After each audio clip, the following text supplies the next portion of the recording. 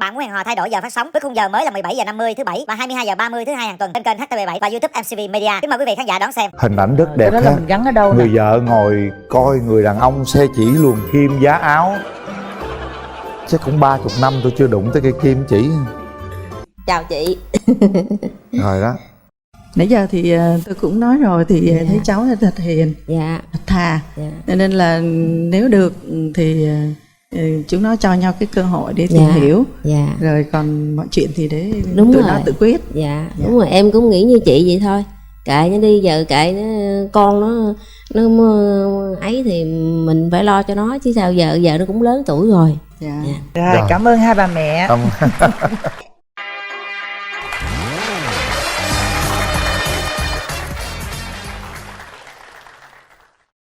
Bây giờ hai bạn có mặt ở trên sân khấu này, cách nhau cái hàng rào thôi. Thôi mời bạn trai giới thiệu về mình. Con tên là Nguyễn Trường An. Nguyễn Trường An.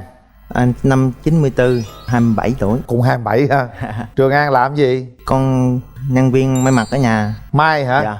May gì? May công quần áo các công ty á. À, quần áo ha. Dạ. Công nghiệp á ha. Dạ, công nghiệp. May Ở đâu An? Con may ở bà dì bà làm. Mà ở đâu? Mà Bình Chánh. Bình Chánh hả? Dạ. Rồi quê mình ở đâu? Cũng Bình Chánh luôn. À, Bình Chánh luôn. Dạ. Rồi. Bên nhà gái mình giới thiệu một chút xíu về bản thân nào. Dạ con tên là Lê Thùy Trinh. Thùy Trinh. Dạ năm nay con 25 tuổi. Hiện đang sinh sống và làm việc tại thành phố Hồ Chí Minh. Con làm ngành gì? Dạ con là nhân viên bán thuốc á. Nhân Bên viên bán dược thuốc á. dược, bên dược sĩ đúng Dạ. không? Mình có ưu khuyết điểm gì hả An? Con biết may giá thiêu. May giá theo thùa. Rồi gì nữa? Có đi tập thể hình á. Hả? Có đi tập thể hình á. Tập thể hình luôn á hả? Dạ. Rồi làm gì nữa? Thì biết làm nấu gì nữa? ăn. Nấu ăn nữa? Dạ. Nấu được món gì ngon? Thì mua món gì làm món đó. Muốn món gì ăn món đó ha? Dạ. Có khuyết điểm gì không An? Hay nóng tính là đừng cầm rầm nhiều quá. Con mà nóng tính luôn hả? Dạ. Thấy hiền quá mà. Nóng con làm gì nè? Nóng nhất là làm gì? Thì nóng quá chắc thì nói nhiều quá thì chắc con bỏ đi chỗ khác chắc cứu. Vậy không sao. Nóng bỏ đi là không sao. Sợ nóng đập đồ này kia thì mệt lắm. Đấy. Rồi. Đó Còn là con? bên đàn trai. Còn như đàn gái. Con sao nè? Con ưu khuyết điểm sao nè? Dạ ưu điểm thì con cũng không có được nhiều. Thường thì gia đình với lại bạn bè hay nhận xét con là vui vẻ, thẳng thắn, yêu ghét rõ ràng thôi. Còn nhược điểm của con? Dạ là nhõng nhẽo, ít nói, tính tình thì rất là con nít. Thôi vậy thôi. Dạ hết. Hết rồi, cô cũng nghĩ là hết rồi ha. Rồi đường tình duyên sao? Kể nghe chơi cái nè. Dạ con chưa có mối tình nào. Con chưa có mối tình nào hết. Chưa có mối tình nào hết luôn.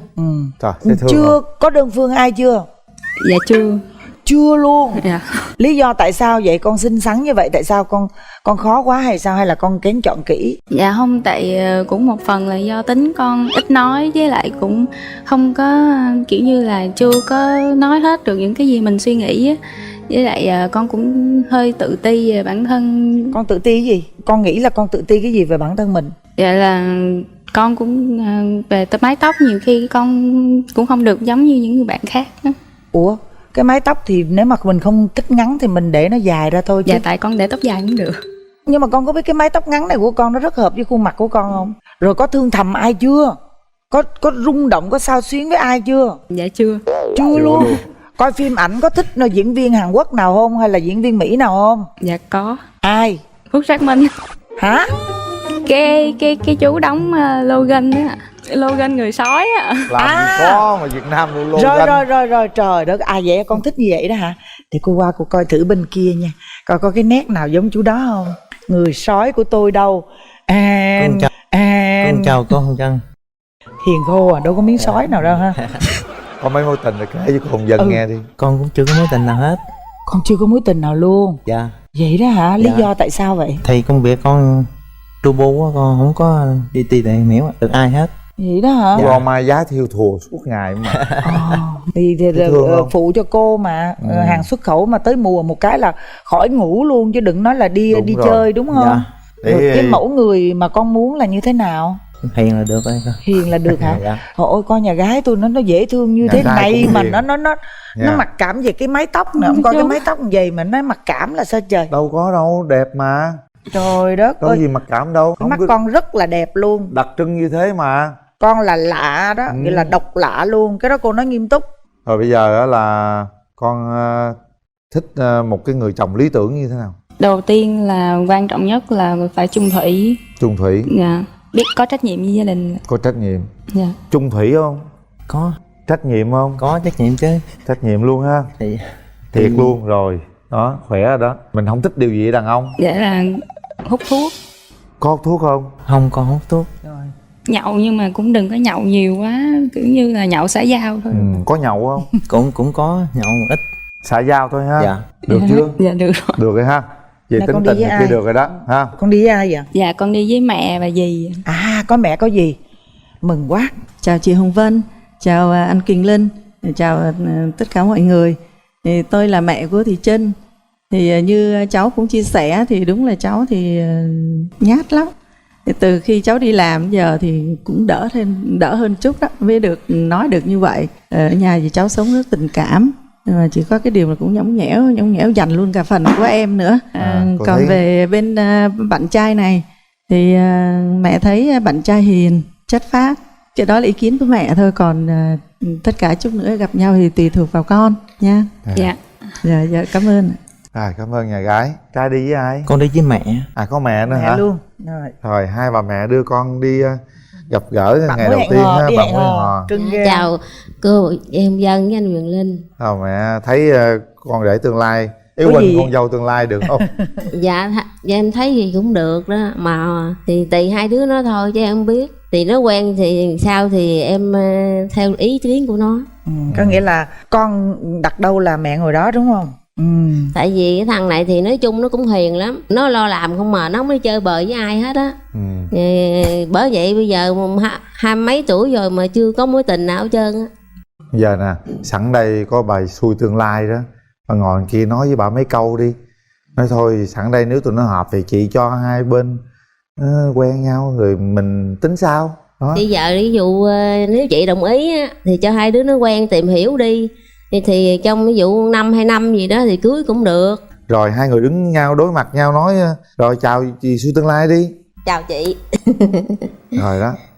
Nãy giờ thì tôi cũng nói rồi thì Dạ. thấy cháu là thật hiền, Dạ. thật thà. Dạ. Cho nên là nếu được thì chúng nó cho nhau cái cơ hội để tìm Dạ. hiểu. Dạ. Rồi còn mọi chuyện thì để Đúng tụi rồi. nó tự quyết. Dạ đúng rồi, em cũng nghĩ như chị vậy thôi.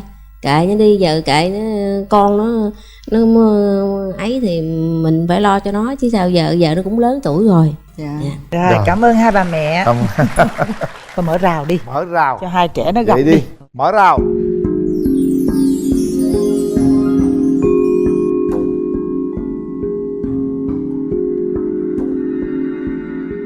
Rồi bắt đầu đi An. Tặng Ông đứng hoa. hình, Tặng ông đứng hoa. hình luôn à, ông đứng hình luôn.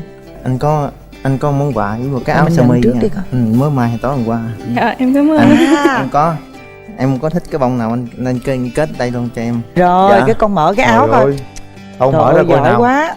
Sơ mi trắng. Đó, Trời bình ạ. tĩnh coi. Con có thích mặc sơ mi không dạ? Đến đây. Dạ cũng thích à. Thích đúng không? Dạ. Tại cô thấy con đi giày chắc con thích mặc sơ mi. Rồi. Hoa gì vậy? Con thích màu gì? Màu này. Con thích màu hồng Dạ. phải không? Bạn trai kia làm luôn hả? Dạ. Kết luôn hả? Rồi Dạ. có luôn. Đầu có kim chỉ chưa? Có chứ. Chuẩn bị luôn trời. Có chứ mày. Có chuẩn bị luôn hả? Có. Trời ơi. Sẽ chỉ ấy mấy kim em lùa. Không thấy cái món luôn. Không thấy mối luôn hả? Rối rồi, Bị rối rồi. rối rồi. Thời buổi này mà con trai còn gọi là xỏ kim nữa ha. Lâu lắm tôi mới thấy hình ảnh này luôn á. Trời. Thấy không? Trời, nó xỏ cái Vậy. vô luôn à. Về cái rồi cái người ta nói trời ơi, mày con trai giống con gái vậy. Ngồi vậy thiêu từ con ngựa vậy đó. Đi làm về cái tối rồi ổng ổng làm mình ổng rồi. Hình ảnh rất Cái đẹp đó là ha. mình gắn ở đâu nè? Người vợ ngồi coi người đàn ông xe chỉ luồn kim giá áo.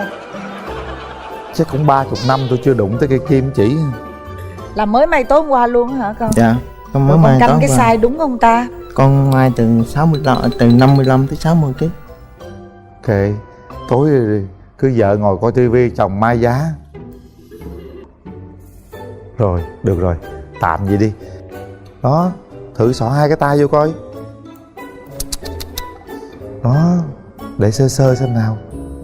Ông đài thử Trời ơi, coi. nó vừa dặn y luôn. Ôi làm như nằm mơ thấy hình dạng đo sao. trời ơi. Em Ôi đàn ông này hơi hiếm á. Ok, Không có dễ tìm đâu nha. Con mở ra đi con, coi là bạn gái tặng con cái gì. cảm ơn. làm bên ngành dược á, đó là nằm trong thông điệp 5K, nó đứng hàng đầu. Dạ. Dạ. Còn với lại một cái là thuốc khỏe, tăng cường sức khỏe. Dạ. Dạ. Cảm ơn Là em. thuốc bổ hay gì Là con? gì vậy? Dạ, thuốc bổ. Ồ. À, thuốc bổ. Rồi đem về tặng mẹ con. Em thấy anh sao? Em thấy anh hiền, thật thà, dễ thương. Dễ thương đúng không? Em có bao giờ mà em thấy có một người đàn ông mà may gọi là trước mặt mình rồi khoác áo vô cho mình, có chưa? Dạ chưa. Cảm giác ngày hôm nay con thấy sao? Nó sao nó không giống như bình thường. Đúng rồi, nó có một chút thay đổi rồi đúng không? Em trai cảm giác bạn gái thế nào? Trinh thì ngoan hiền. Em thích hôn nhân này thế nào? Mấy năm nữa được tiến tới hôn nhân? Nếu được thì chắc cỡ 5 năm nữa. 5 năm nữa hả? Lâu vậy? Lâu lắm. 30 tuổi lấy là trễ rồi con. Thì khi mà công ăn việc làm ổn định thì rồi tiền thì mình tới bước đó mình tính tiếp. Với lại lúc đó là nếu như mà có tình cảm nhiều thì mình sẽ tiến tới. Anh cũng nghĩ là vậy. Chừng nào có tình cảm mà sâu đậm với nhau là tiến tới hôn nhân nó Dạ. hợp hơn. Lại hát cho bạn nghe một bài đi. Anh hát đã. Trên đường đi về tình cờ tôi gặp em, người con gái trên lầu cao, trên giang bông tím 10 giờ. Qua 10 giờ nở tới rực rỡ coi nguồn, thân sao lao vút vào tôi. Nắng niêu hồng hoang có xây leo kính sao, tôi mới biết yêu lần đầu 10 giờ đã nói em tôi. Mình có hát lại đáp lại không con? Xa là sẽ nhớ ngay, xa là khoe mắt cây, xa là chỉ thấy em anh cười đôi mắt liêm diêm, xa là em sẽ tìm, sẽ nhìn anh chơi dù ngày hay đêm. Dạ hết rồi, hết nhớ rồi. Về hát thì hai đứa nó chung hệ đó. Anh trai đứng lại nắm tay hai bạn gái, tay bạn gái đứng lên. Rồi đó, nhìn vào mắt bạn gái, mong muốn điều gì đó, nói cho bạn gái biết mình đang suy nghĩ gì, trái tim mình ra sao. Anh đứng đây em hồi hộp. Em cũng vậy, em cũng muốn run. Em cũng vậy, em cũng muốn run. Thì chút hồi mình cho nhau một cơ hội đi, rồi có gì mình tìm hiểu nhau, mình không mình đến với hôn nhân. Dạ. Rồi Thủ thôi, thỉ xong rồi đó. về Rồi. chỗ đi nào. Rồi. Detox không khí từ trong ra ngoài. Bây giờ đã lúc chúng ta đưa ra quyết định bằng nút bấm. 1 nè, 2 nè, 3 nè. Chưa kịp gì là hai đứa nó bấm rồi luôn nè. Nắm tay nhau đi. Con đứng đây. Chính thức là mình hẹn hò với nhau rồi đó. Và bây giờ con xin phép bác cho con hôn bạn Trinh miếng. Nhanh đi. Xin phép bác cho con hôn 19. Đó, ở gò má thôi nha. Đó. Hít một cái thôi, đâu phải hít sơ thôi, hít sơ thôi. Chứ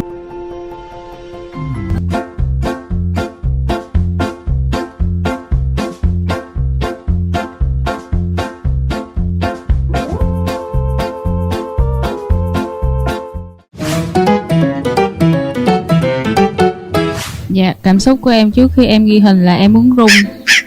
Em muốn đứng tim luôn. Là do em hồi hộp, em lo lắng. Đó giờ đâu có tiếp xúc được với nơi đông người đâu, cho nên là nó cứ như là nó muốn chết luôn. Nó muốn chết. Em thấy thì nó hơi run thôi, cũng bình thường. Thì hỏi sao nói vậy rồi. Có mấy mối tình rồi kể cho con dân nghe đi. Con cũng chưa có mối tình nào hết. con chưa có mối tình nào luôn. Dạ. Và khi nói chuyện với chàng trai trên sân khấu, với lại có sự nói chuyện với lại hai mẹ, của sự nhận xét của hai người mẹ, thì lúc đó em còn run hơn nữa. Thì như cháu cũng chia sẻ thì đúng là cháu thì nhát lắm. Thì từ khi cháu đi làm giờ thì cũng đỡ hơn chút đó, mới được nói được như vậy. Ở nhà thì cháu sống rất tình cảm, mà chỉ có cái điều là cũng nhõng nhẽo dành luôn cả phần của em nữa. Dạ em thấy thì cũng được đó, mà thì tùy hai đứa nó thôi chứ em không biết. Tại vì cái thằng này thì nói chung nó cũng hiền lắm, nó lo làm không mà nó không đi chơi bời với ai hết á. Bởi vậy bây giờ hai mấy tuổi rồi mà chưa có mối tình nào hết trơn á. Em đã run rồi mà mẹ em đi theo ủng hộ cổ vũ cho em mà mẹ còn run hơn em. Cảm nhận của em là khi mà nhận được quà của bạn trai là đó, tại vì lần đầu tiên có người tặng á, cho nên là nó rất là nó sao á, rất là hồi hộp, rất là em không diễn tả được. Anh có món quà với một cái áo sơ mi trước đi con. mới mai tối hôm qua. Dạ em cảm ơn. Em có.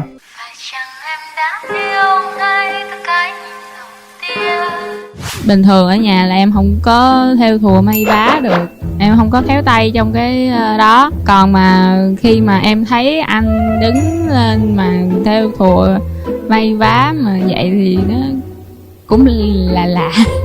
Sau khi mà bấm nút rồi, khi mà gặp hai bên gia đình rồi thì kiểu như nó thoải mái hơn, nó không có rung như lúc chưa quay á. Bên đó bạn gái còn rung hơn nha. Đó giờ đâu quen ai đâu mà.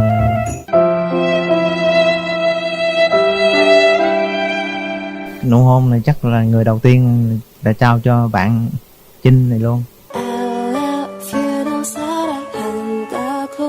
Bạn Trinh chia sẻ hay nhõng nhẽo, chắc cái này em chịu được. Cái gì em làm được sẽ làm cho bạn đó. Thì nếu được thì đi trà sữa, anh đừng có tới trễ quá là được. Cũng có gì thì mua, coi phim cũng được, mà coi phim hoạt hình thích.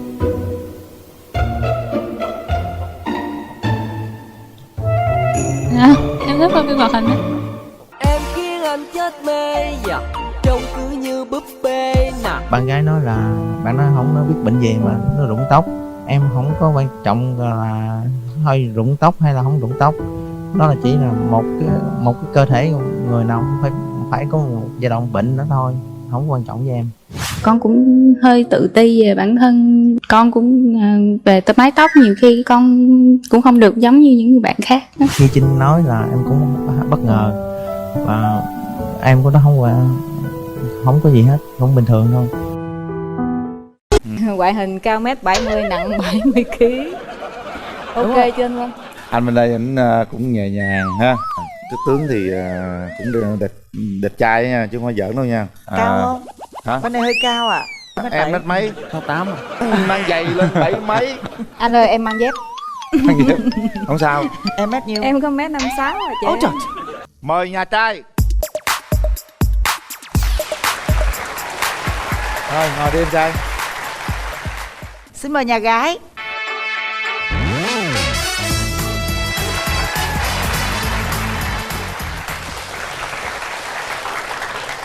Mời bạn trai. Dạ em xin chào anh Quyền Linh, chào em, chị Hồng Dân và toàn thể khán giả có mặt ở đây. Em tên là Vũ, em sinh năm 86, quê ở Tây Ninh. Công việc hiện tại em đang làm là giám sát bán hàng cho một công ty ở quận 8 thành phố Hồ Chí Minh ạ. Em thì sao? Dạ em xin chào hai MC, chào anh Quyền Linh, chào chị Hồng Dân. Em là Nguyễn Thị Kim Vui, em ở Long Thành. Công việc của em là làm bên bất động sản. Em nay 36. Em, cái điểm mạnh của em là cái gì mà điểm chưa mạnh là cái gì? Điểm mạnh của em là vui vẻ, hòa đồng, mua mau bán đắt hả? Dạ. Còn cái điểm yếu, nhược điểm của em thì hơi nóng tánh chút xíu thôi. Tên vui mà nóng tánh hả? Cũng có nhiều khi mình cũng có nóng chút xíu anh. Nổi điên lên thì làm không gì? Có nổi điên vô thì mình nhịn thôi, mình không nói. Dạ, tại nhiều khi mình nói thì hai bên xảy ra chuyện nên mình tốt nhất thì mình im đi hết. Lúc mà mình hết giận mình nói chị. Còn Vũ sao? Vũ sao nè? Ưu điểm của em là em có thể làm được những công việc ở nhà, tức một phụ nữ về và nặng nội trợ đó thì em có thể san sẻ được những việc đó. Ngoài ra thì cái nhược điểm của em là thực sự em cũng hơi nóng tính giống như bạn bên kia, nhưng mà em có thể là kiềm chế được cái cơn giận của mình lại. Tình duyên sao rồi? Em ly dị với ông xã em, ly thân 2 năm, ly dị 1 năm rồi. Con em cũng lớn rồi, con em 2 bé gái. Bé gái trước 16 tuổi, bé nhỏ 4 8 tuổi. Trời ơi, hai đứa con gái. lớn hơn con tôi luôn trời. Em đánh nhanh rút gọn anh. Thôi con nó lớn rồi, mình cũng tìm chỗ mình dựa dẫm em ha, để tâm sự chia sẻ thôi. Còn Dạ. bạn trai? Dạ em thì cũng một lần gãy đổ rồi. Ly hôn được cách đây khoảng 2 năm. Em có một bé gái em nay khoảng 8 tuổi. Trước đây lúc mà mới ly hôn ra đó thì em cũng không có nghĩ là mình sẽ lập gia đình nữa đâu. Nhưng mà có một thời gian em đang đi công tác ở Nha Trang á. Thì bé nó có gọi điện cho em và nó hỏi một câu là ba ơi ba ăn cơm chưa? Ba có một thân mình, đâu có ai nấu cơm đâu ăn. Thì nói là vậy thì ba không đi kiếm cái vợ đi về nấu cơm ba ăn. Thì trong thời gian đó em cũng có suy nghĩ tới gửi đăng ký á. Coi như giờ tìm người nấu cơm ha. Tìm người nấu cơm, tìm mẹ cho con. Dạ. Bé gái là ở với em hả Vũ? Dạ đúng rồi, bé ở với em mà hiện tại thì em đang công tác ở đây nên là bé ở nhà với bà nội. Chà, vậy lời dữ á, hai đứa mà ráp lại là ba đứa con gái á. Thời buổi này con gái lời á Linh ơi, nhà Gái. ông là lời nhất luôn á Linh. Gái khỏe re như bò kéo xe. Hỏi phải lo cho nó chứ á. Em trai muốn tìm một nửa yêu thương của mình như thế nào? Chỉ cần một người là đơn giản thôi. Chỉ nấu cơm thôi hả? Dạ không, nấu cơm là chuyện dễ quá, em nấu cũng được mà. Lo cho gia đình, san sẻ được những cái khó khăn, những cái buồn vui trong cuộc sống cùng em là được rồi. Một phụ nữ hiện đại bây giờ thì phải gọi là giỏi việc nước mà đảm việc nhà. Thế nếu như bây giờ mà hai bạn mà ráp vô rồi thêm một bé gái nữa, nghĩa là ba đứa đó. Ví dụ đi, chị nói ví dụ đi, điều kiện kinh tế của bạn trai á chưa có thể mà cán đáng nổi em, thì em có cán đáng nổi ngược lại không? Dạ nổi chị. Nổi, trời ơi mạnh quá rồi. Quá bản lĩnh Đây luôn. ta đảm việc nước, đảm việc nhà luôn à ông ơi. Hơn Anh vậy ơi nữa. em Hay kinh đó. nghiệm dài dặn lắm. Anh Vũ, tên bên đây muốn hỏi Vũ chút xíu. rồi hỏi đi em gái. Em chào anh. Với cái công việc của bạn bên đây á là về bất động sản thì chắc chắn là bạn này sẽ phải có những cái mối giao tiếp, những cái gọi là tiếp khách này kia nọ, nhậu nhẹt nữa đúng không em? Phải Dạ, đi tiếp có khách, chị. uống bia uống rượu đúng không? Dạ. Thì là em suy nghĩ thế nào về việc đó hả Vũ? Những vấn đề đó em không ngại đâu chị. Ý là có ghen không á? Em không ghen. Còn đó. cô gái này cô muốn tìm một nửa yêu thương của mình như thế nào? Trước tiên á vui vẻ, tính tình phải rộng rãi. Rộng rãi đôi khi người ta khó khăn quá, ta cũng phải chắc chiêu chứ. Rộng Không rãi không quá. không chắc chiêu thì nó, nhưng mà cái tùy theo cái trường hợp á anh. Ngoại hình cao 1m70, nặng 70kg. Ok chưa anh Vân? Anh bên đây ảnh cũng nhẹ nhàng ha. Cái tướng thì cũng đẹp trai nha, chứ không phải giỡn đâu nha. Cao không? Hả? Bên này hơi cao à? Em mét mấy? 68 à. Mang giày lên 7 mấy. Anh ơi em mang dép. Không sao. Em mét nhiêu? Em có 1m56 rồi chị. Ôi trời. Em cao lén. Trời Cao ơi, lén bà thua gì đâu. ơi, nãy Được rồi. tôi tưởng là bà cao lắm. Cao lén. Trời em. Dạ. Nãy giờ em nói chuyện với cái người phụ nữ bên đây á, em hình dung bạn đó làm sao?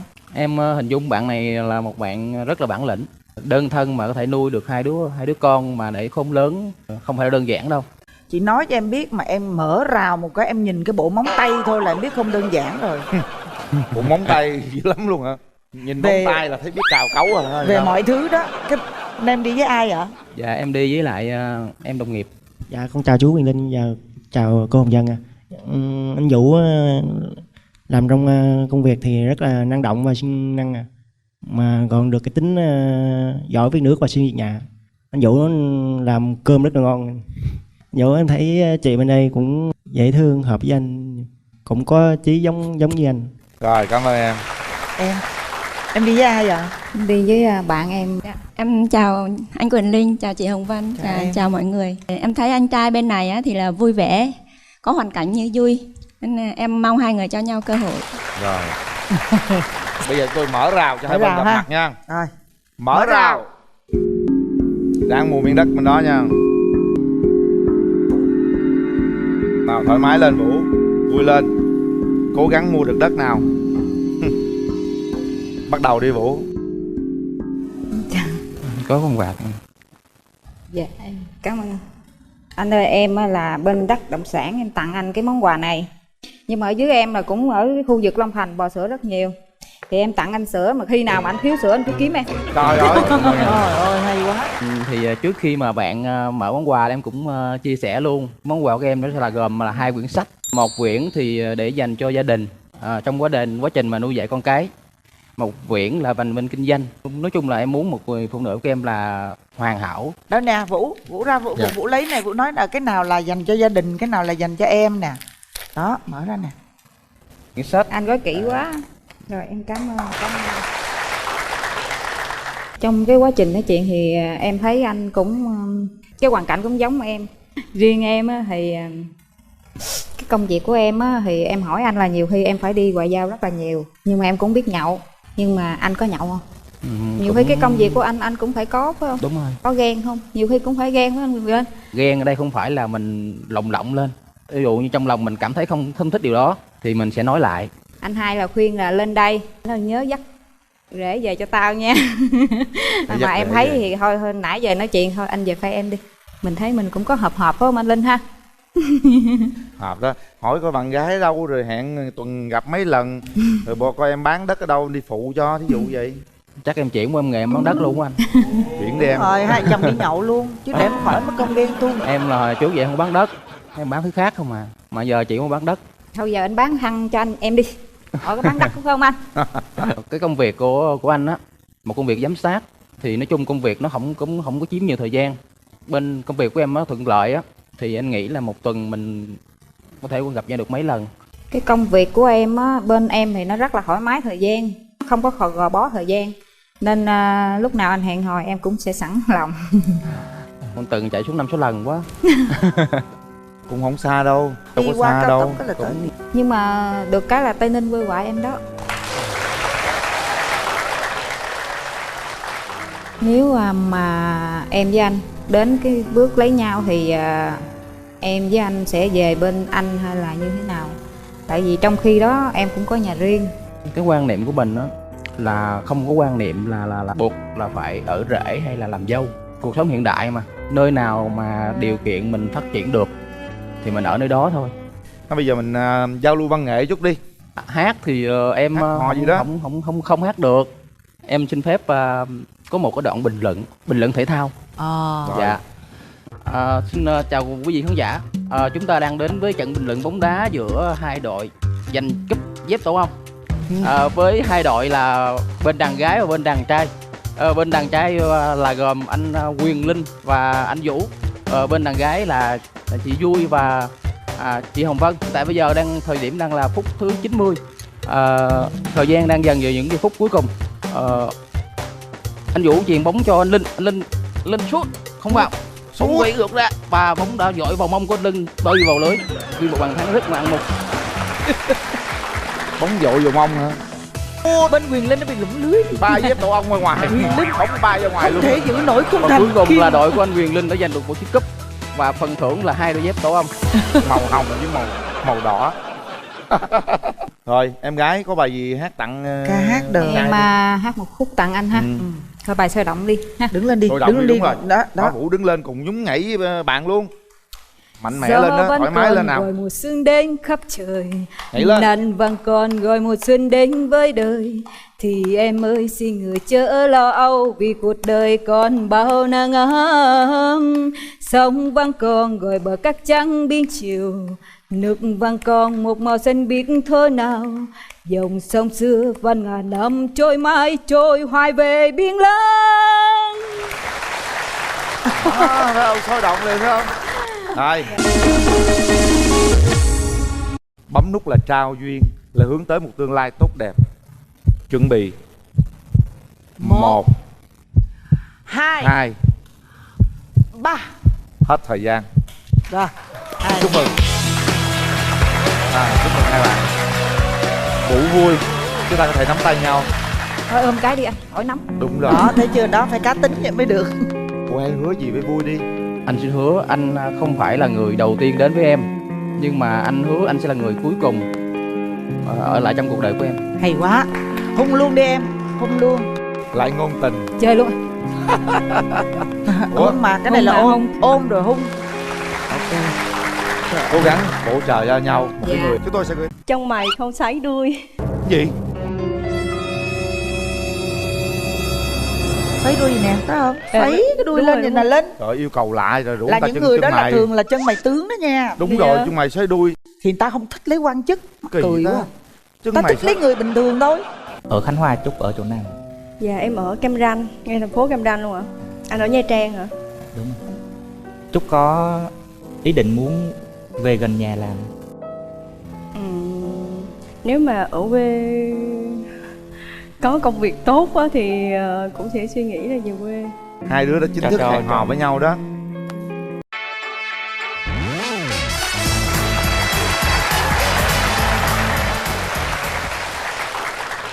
Trời ơi xinh xắn quá à. Mời nhà Ở trai. đây đi cưng.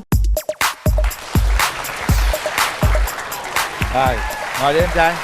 Mời nhà gái giới thiệu về mình. Em giới thiệu đi. Dạ, em chào chị Hồng Vân, em chào anh Quyền Linh, bạn nam bên kia và khán giả. Em xin tự giới thiệu, em là Nguyễn Thị Thanh Trúc. Năm nay em 29 tuổi. Hiện tại em đang làm trưởng phòng kinh doanh xuất nhập khẩu tại công ty Villaconic ở quận 4 ạ. Em sinh ra và lớn lên ở thành phố Cam Ranh, tỉnh Khánh Hòa. Còn bạn trai giới thiệu về mình đi. Dạ em chào anh Quyền Linh. Chào em. Chào chị Hồng Vân. Chào em. Chào bạn nữ bên cạnh và quý vị khán giả. Em tên Nguyễn Đức Bổng. Em năm nay 29 tuổi. Em quê ở Phú Yên. Hiện tại em đang làm ở Nha Trang. Công việc của em là kỹ thuật bên hãng Lixil. Em làm ở Khánh Hòa luôn. Dạ vâng. Sao em nhẹ nhàng quá vậy cưng? Nhẹ nhàng Bay bổng mà. Nhưng bao lâu thì Trúc về quê một lần hả Trúc? Khoảng cỡ 2-3 tháng em về một lần. 2-3 tháng về, bây giờ về Khánh Hòa là có người đón rồi đó. Ha. Anh đàn gái cho chúng tôi biết một chút về điểm mạnh và điểm yếu đi. Điểm mạnh của em thì em sống có trách nhiệm, biết quan tâm, lắng nghe và chia sẻ. Điểm yếu của em thì em không biết nấu ăn.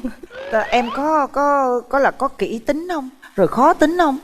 Dạ em có kỹ tính còn lúc xưa là khó tính, bây giờ đỡ bớt rồi ạ. Vậy đó hả? Dạ. Vậy là em có mấy mối tình rồi? Dạ em có 2 mối tình rồi. Mối tình thứ nhì thì em chia tay, tính rồi bây giờ cũng khoảng 5 năm. Tại vì em phát hiện người yêu của em nói chuyện với người yêu cũ. Trời ơi, thì nói chuyện bình thường thôi mà em. Lý do đầu tiên là nói chuyện với người yêu cũ nhưng mà lại giấu em. Dạ em phát hiện, vô tình em phát hiện ra thôi. Người ta ngại ta giấu thôi, nhưng mà ta nói chuyện với người yêu cũ bình thường mà, đâu phải là người ta quay lại với người yêu cũ mới là quan trọng. Rồi cái mối tình thứ nhất á, là chia tay là vì sao? Dạ cũng là nói chuyện với người yêu cũ luôn. Trời ơi. Em có nghe cái cuộc nói chuyện đó không? Dạ em thấy tin nhắn nhắn cũng tình cảm lắm anh. Thì nói em ơi em khỏe không, từ lúc chúng ta chia tay nhau rồi không gặp lại, chúc em khỏe hạnh phúc nha, thí dụ vậy rồi sao? Nhớ đừng có gọi điện cho người yêu cũ nha. Đó thì hỏi nha. vậy để cho Bổng bên đó là cẩn thận đó. Bổng có mấy mối tình rồi? Dạ 3 rồi hả? Đừng có gọi điện cho người yêu cũ, nhớ chưa? Bắt đầu từ bây giờ. Dạ là bạn mà. Hả? Là bạn rồi có gọi không?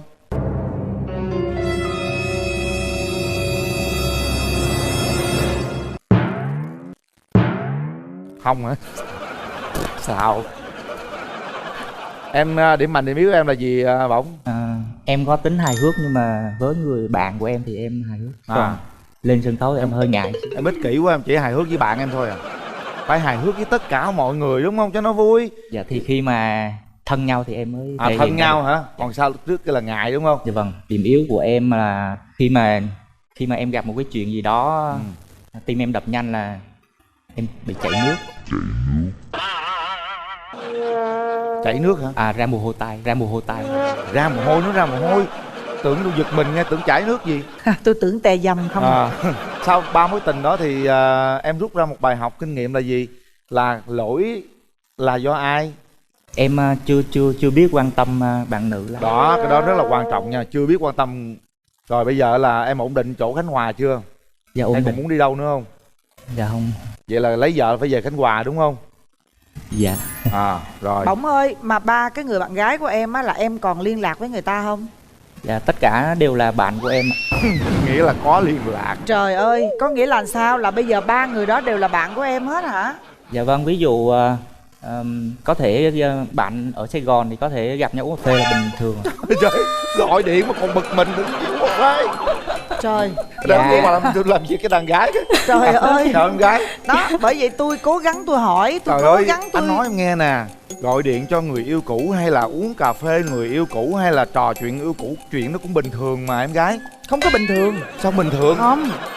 Tùy quan điểm của mỗi người. nếu như trong trường hợp cần thiết thì mình có thể liên lạc, mình nói chuyện với cái công việc đó thôi, còn không cần thiết thì không nhất thiết. Cái chuyện mà từ người yêu mà thành bạn á thì nó có chứ không phải là không có, nhưng mà nó cái xác suất của nó rất là ít, nó là trường hợp đặc biệt. Ví dụ với những người mà họ cởi mở, họ đồng ý thì không sao, nhưng với những người mà họ không thích cái điều đó mà mình làm cái điều đó là hoàn toàn thích. Không yêu nhau là bạn nhau, là tốt với nhau. Trên cuộc đời này mấy ai hiểu chúng ta, chỉ có một vài người có thể hiểu chúng ta, đó là một trong những người yêu cũ. Hiểu chúng ta có thể giúp đỡ nhau, chia sẻ với nhau, cũng đâu phải là yêu nhau đâu. Ủa mình chia tay là cái chuyện nó rõ ràng rồi. Chỉ là bạn tốt với nhau cũng được mà, gọi điện thôi mà làm gì phải chia tay. Nhưng mà gọi điện không, tức là không phải, nếu như không cần thiết thì cũng không cần thiết phải gọi. Ủa, tại mà vì cái đó là ta mới quan gọi điểm. chứ, ví dụ như giống như Vân nè, rõ ràng hả, mà đã hết yêu nhau rồi thì thôi nha. Còn bắt buộc ví dụ như hai người đó phải chung một môi trường làm việc, cái đó mình phải chấp nhận. Nhưng mà còn nếu không thì thôi, không có lèn èn.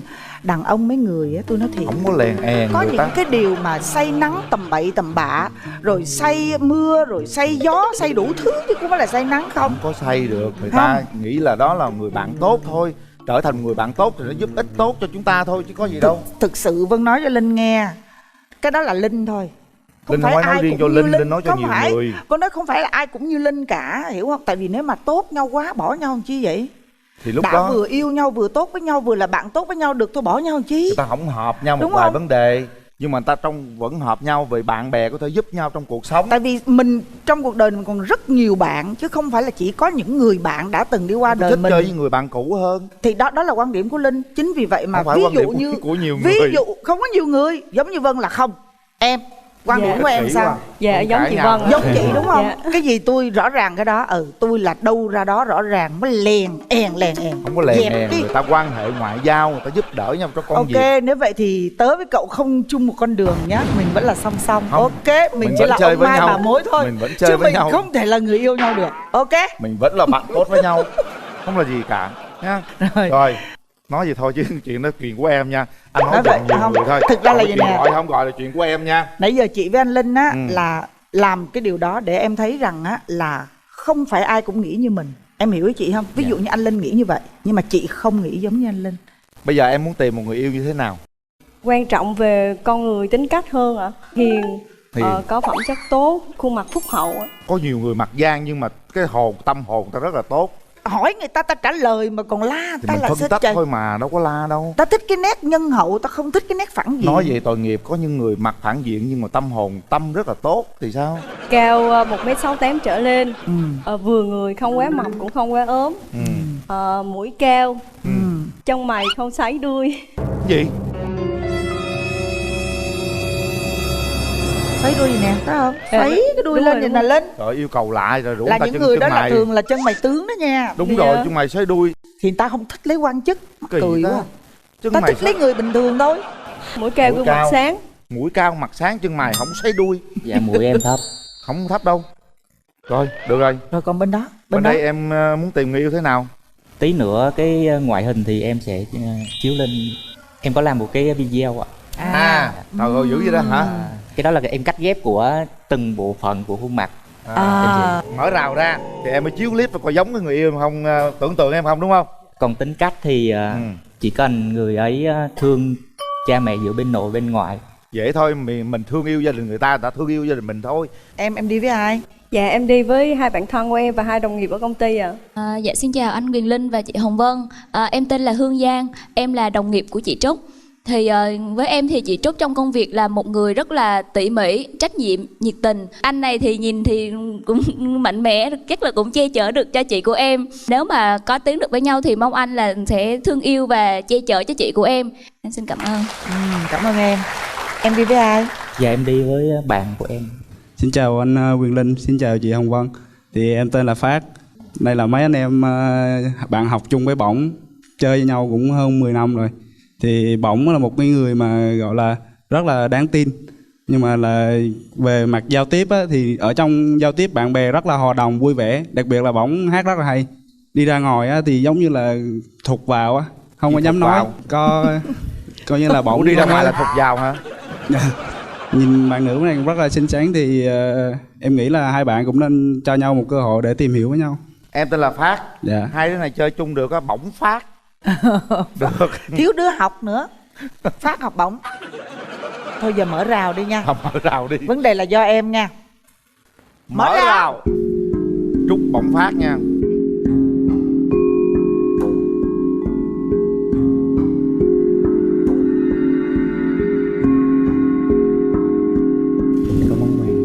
Dạ, cảm ơn. Nó lớn lên bổng. Rồi em nói cái ý nghĩa cái món quà của em đi bổng. Dạ, món quà em tặng là tất cả đều là kẹo ạ. Bên trong nó có đủ mùi hương ạ, ngọt bùi cay đắng ạ. Cái hộp quà là hình tròn. Em mong rằng sau cái chương trình này chúng ta sẽ trải qua ngọt bùi cay đắng và sẽ không có điểm dừng và điểm kết thúc. Mở đi cưng. Trời, trai mà nhút nhát quá trời quá đất luôn. Dạ, ý nghĩa của món quà của em là em muốn có một mối quan hệ gắn kết lâu dài cho đến khi già và tình cảm vẫn mặn nồng vui vẻ như là bức tượng này ạ. Rồi cái clip của em đâu, em tặng luôn đi. Dạ, cái clip phải nhờ chương trình chiếu. Chào em. Tuy rằng chúng ta chưa được gặp mặt nhau, nhưng anh làm video này để đưa ra một mẫu người lý tưởng của riêng anh trong giấc mơ. Đầu tiên, hình mẫu người lý tưởng của anh là chị Ngân Khánh, vì chị ấy có dáng người rất là đẹp. Tính cách chị ấy sống rất điềm đạm và nhẹ nhàng. Anh muốn người vợ của anh sau này cũng điềm đạm và nhẹ nhàng với anh và các con như vậy. Anh rất thích đôi mắt của Hà Lan, một đôi mắt sáng long lanh. Giờ thì đến một cái sống mũi rất là cao giống như Tây vậy. Không biết em có đoán ra của ai không nhỉ? Thôi để anh nói luôn nhé. Đó là của chị Hồ Ngọc Hà đấy. Chị ấy có sống mũi rất là cao. Và cuối cùng là nụ cười. Anh rất ấn tượng nụ cười của chị Tăng Thanh Hà. Nụ cười của chị ấy rất là tươi và tỏa nắng. Đó chỉ là vẻ bề ngoài về mẫu người lý tưởng của anh. Nhưng thực tế đối với anh, mẫu người lý tưởng là người có vẻ đẹp tâm hồn. Một người cùng anh vượt qua mọi khó khăn và đi hết con đường còn lại của cuộc đời. Anh hy vọng cuối chương trình em sẽ cho hai chúng ta một cơ hội để tìm hiểu nhau.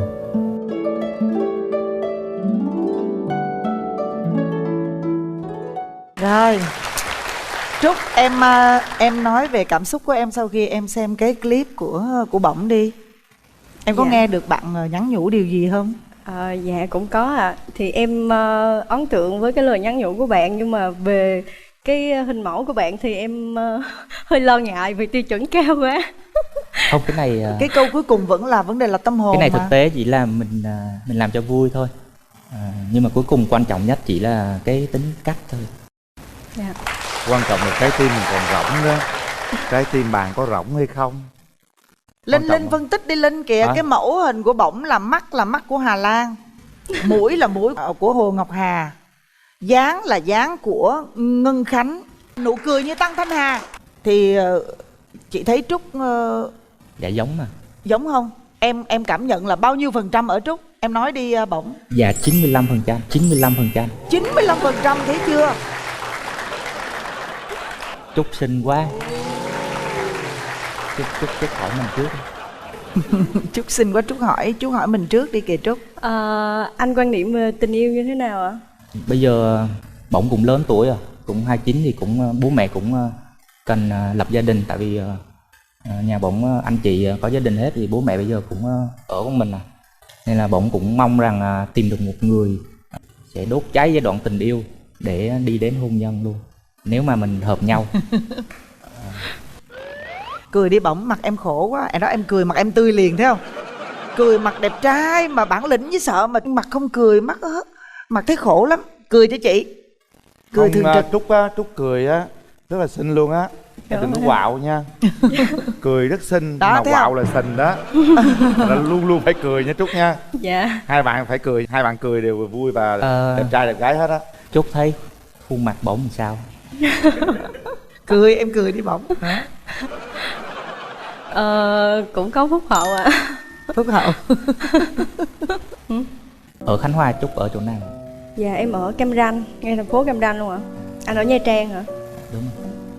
Trúc có ý định muốn về gần nhà làm?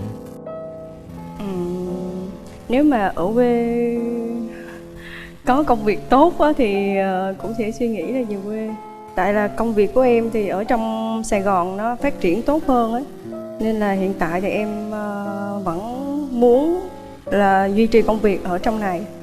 Em xuất hàng ở bên nước ngoài cho khách á. Nha Trang hình như cũng có thể làm được. Nhưng mà mặt hàng của em là đa số ở trong này nó mạnh hơn. Anh về được bao lâu rồi á? Về được 2 năm rồi. Trước mắt thì chắc phải nhắn tin qua Zalo, Facebook. Nhớ nhau thì cuối tuần em vào. Sao Trúc thấy sao Trúc? Dạ được chị. Trời, cười có duyên quá. Cười giống gì á, giống Cổ Thiên Lạc. Bây giờ á. Trúc hỏi đi, Cổ đi lạc hả? Cổ Thiên Lạc. Ông thiệt tình đó, ông Linh à. Em không thu xếp được công việc về quê thì anh có chấp nhận vì em mà vô Sài Gòn không? Cái này thì chúng ta sẽ ngồi lại nói chuyện với nhau. Nói chung bỗng ở đâu bỗng cũng có thể làm được. Nhưng mà bỗng vẫn mong muốn là Trúc có một cái hơi hướng gì đó mình về gần gia đình. Nói chung ba mẹ của bỗng thì bỗng cũng muốn là mình chưa trả ơn ba mẹ nuôi dưỡng. Bỗng cũng muốn là sẽ ở gần để lỡ ba mẹ có chuyện gì thì mình về cho nó kịp, nó nhanh á. Chị cảm nhận là đây là một người rất là nhân hậu. Mà nhân hậu như vậy đúng ý của em luôn đó. Chứ chị thấy về ngoại hình là hai đứa rất là ok luôn. Một đứa thì là hội tụ tất cả những cái gì đẹp nhất của các ngôi sao Việt Nam. Còn một đứa thì có một cái nét của một người đẹp nhất như Hồng Kông, Cổ Thiên Lạc. Trời ơi, quá xứng rồi đúng không? Bây giờ mà em hát được nữa là em Cổ Thiên Lạc luôn đó. Lên hát một bài thiệt là say đắm thôi. Dạ, hơi rung. Đánh gục đối phương liền cho chị. Đó, phọt viết ngon lành, trai cao. Tiến tới luôn Cổ Thiên Lạc. Đó. Rồi đó, nắm tay rồi hát hò đó coi nè. Dạ, tay ra nước rồi. Nó rung nó ra nước, rung nó ra nước. Bỗng sẽ hát bài một đoạn điệp khúc bài Suy Nghĩ Trong Anh. Hãy để cho anh được yêu em trong từng suy nghĩ. Dù là tương tương thôi nhưng anh cũng thấy vui rồi. Đừng nói chi em ơi, tình yêu không cần nói, chỉ cần cảm nhận thôi, anh nghĩ cũng đủ rồi. Nhiều khi anh từng mơ ngồi một mình cười ngẩn ngơ, chúng ta sẽ được sống trong ngôi nhà đầy trẻ thơ. Nhưng khó không em ơi, nếu giấc mơ này xa xôi, thì anh xin được giữ giấc mơ đó ở trong suy nghĩ anh mà thôi. Trời ơi. Bỗng bây giờ bỗng tỏ tình một cái câu nào mà cho đúng chắc rồi. cú để cho nói hạ câu gục bấm đối nút phương nào. một lần đi rồi bắt đầu qua bấm nút bỗng. Chị khoái bỗng ghê luôn á Trúc. Thiệt. Nó duyên ngầm đó em ơi. Dạ em rung quá. Rung gì em nói với người đối diện đi. Lúc Trúc này tiếp lửa đi mãi Trúc, mãi về cho sau. nắm tay cho bớt rung đi Trúc. Em sợ anh run hơn. Dạ tay lại ra nước. Rồi chảy nước ướt nhẹp. Tay ra mồ hôi. Nắm tay đi. Ta ra dấu từ nãy giờ. Nắm tay. Thôi nói đi.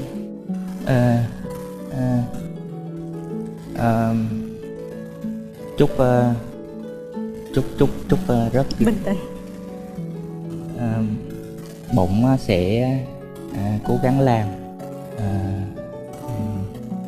và chúng ta sẽ ngồi với nhau để định hình lại công việc của mỗi người, và bỗng hy vọng chúng ta sẽ cùng nhau đi đến hết con đường hết cuộc đời này.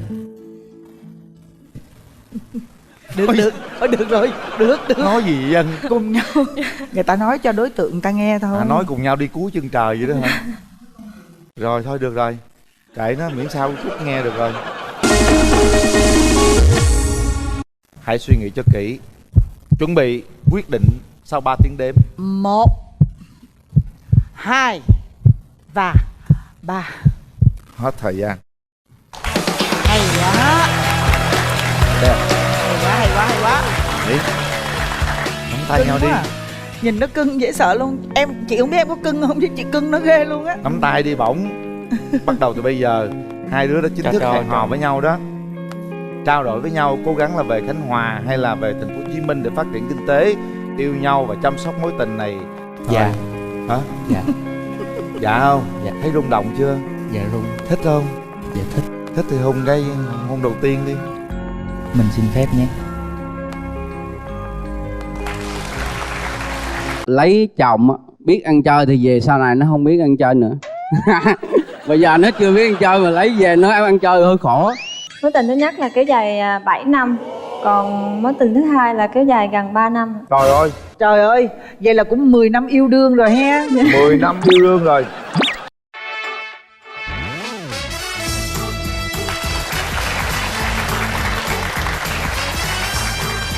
Em trai, mình giới thiệu về mình đi. Trước tiên em gửi lời chào đến anh Quyền Linh ha. Chị Hồng Vân, bạn gái ở bên kia, với quý vị khán giả trong trường quay. Em tên là Lê Trung Tính, hôm nay em 30 tuổi. Lê Trung Tính 30 tuổi. Dạ. Làm gì Tính? Em làm nhân viên kinh doanh cho một công ty lốp xe. Ở đâu? Quận 10 anh. Quận 10. Dạ. Quê em ở đâu Tính? Dạ, quê em ở Bến Tre. Còn em? Dạ, con xin chào cô Hồng Vân, chú Quyền Linh với lại khán giả trong trường quay ạ. Là con. Dạ, con xin tự giới thiệu, con tên là Võ Hoài Dung ạ. Con năm nay 26 tuổi, làm nhân viên văn phòng ạ. Hiện giờ con đang ở đâu? Dạ, con ở quận 9 ạ. Đứa ở quận 9, đứa ở quận 10. Một người quận 9, người quận 10. Mà xa. Bây giờ sẵn thì mình nói luôn nè, cái ưu khuyết điểm của mình nè. Dạ, ưu điểm của con là chịu khó. Dạ, với lại cẩn thận, gọn gàng, sạch sẽ. Gọn gàng, sạch sẽ. Còn khuyết điểm là hơi khó tính với lại nóng tính. Cái nóng mà cỡ lớn nhiều nhất là làm gì? Cái đó nhiều khi mình nói ra, lời nói của mình á, làm cho người khác tổn thương.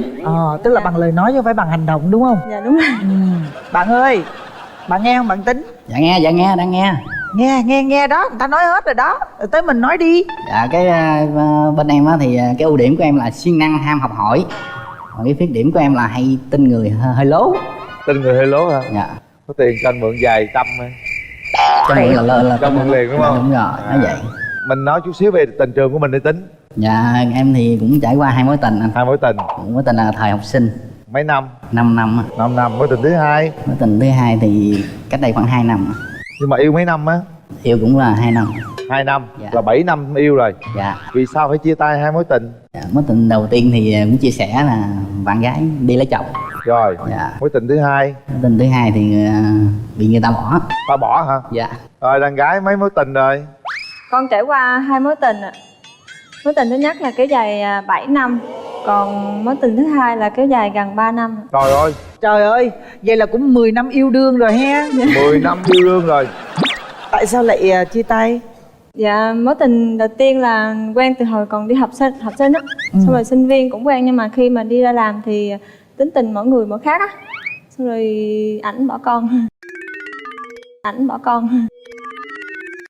bỏ con. Dạ. Rồi cái mối tình thứ hai? Mối tình thứ hai là quen nhau cũng được, nhưng mà vì hoàn cảnh gia đình nó khác. Hoàn cảnh gia đình là hai đứa tự động hay là đứa nào bỏ đứa nào? Hai đứa tự động. Hai đứa tự bỏ nhau hả? Dạ. Chứ còn không tin được là ai bỏ con á, con quá xinh xắn. Nói chung là trong tình yêu thì cũng không bao giờ nói trước điều gì ha. Rồi để cô coi thử nha, cô coi thử nha. Có duyên lắm mà. Chào cưng. Dạ, em chào chị. Một người rất có duyên và cái khuôn mặt này rất là phúc hậu. Cưng mà chỉ cần mở rào ra tôi cũng hết hồn bên đây liền. Nó đẹp lạ lùng lắm. Đẹp mà lạ lùng. Đẹp lạ lùng lắm. Linh ra đây, đi ra đây. Đẹp mà lạ lùng luôn. Nói nghiêm túc, đi ra đây. Làm gì hồi hộp cho tôi. Tại vì đàn trai tôi qua tôi coi mắt đàn gái cơ. Sao mà lạ lùng. Hú hồn. Trời cưng quá nha. Thấy không? Một cái nét đẹp nó rất là cổ xưa, thấy không? Nói chung là gương mặt này rất là lạ, dễ nhớ. Nhớ nụ cười rất là tươi ha. Cưng thích cái mẫu bạn trai của mình như thế nào, nói cô nghe. Dạ, bạn trai là cao trên 1m65, với lại cái bụng hơi bự bự. Cái bụng hơi bự bự đúng không? Cái bụng hơi bự bự, hơi bự bự xíu. Có. 65 thì chưa chắc. Hỏi lại. Ra nè, nói nghe coi nè.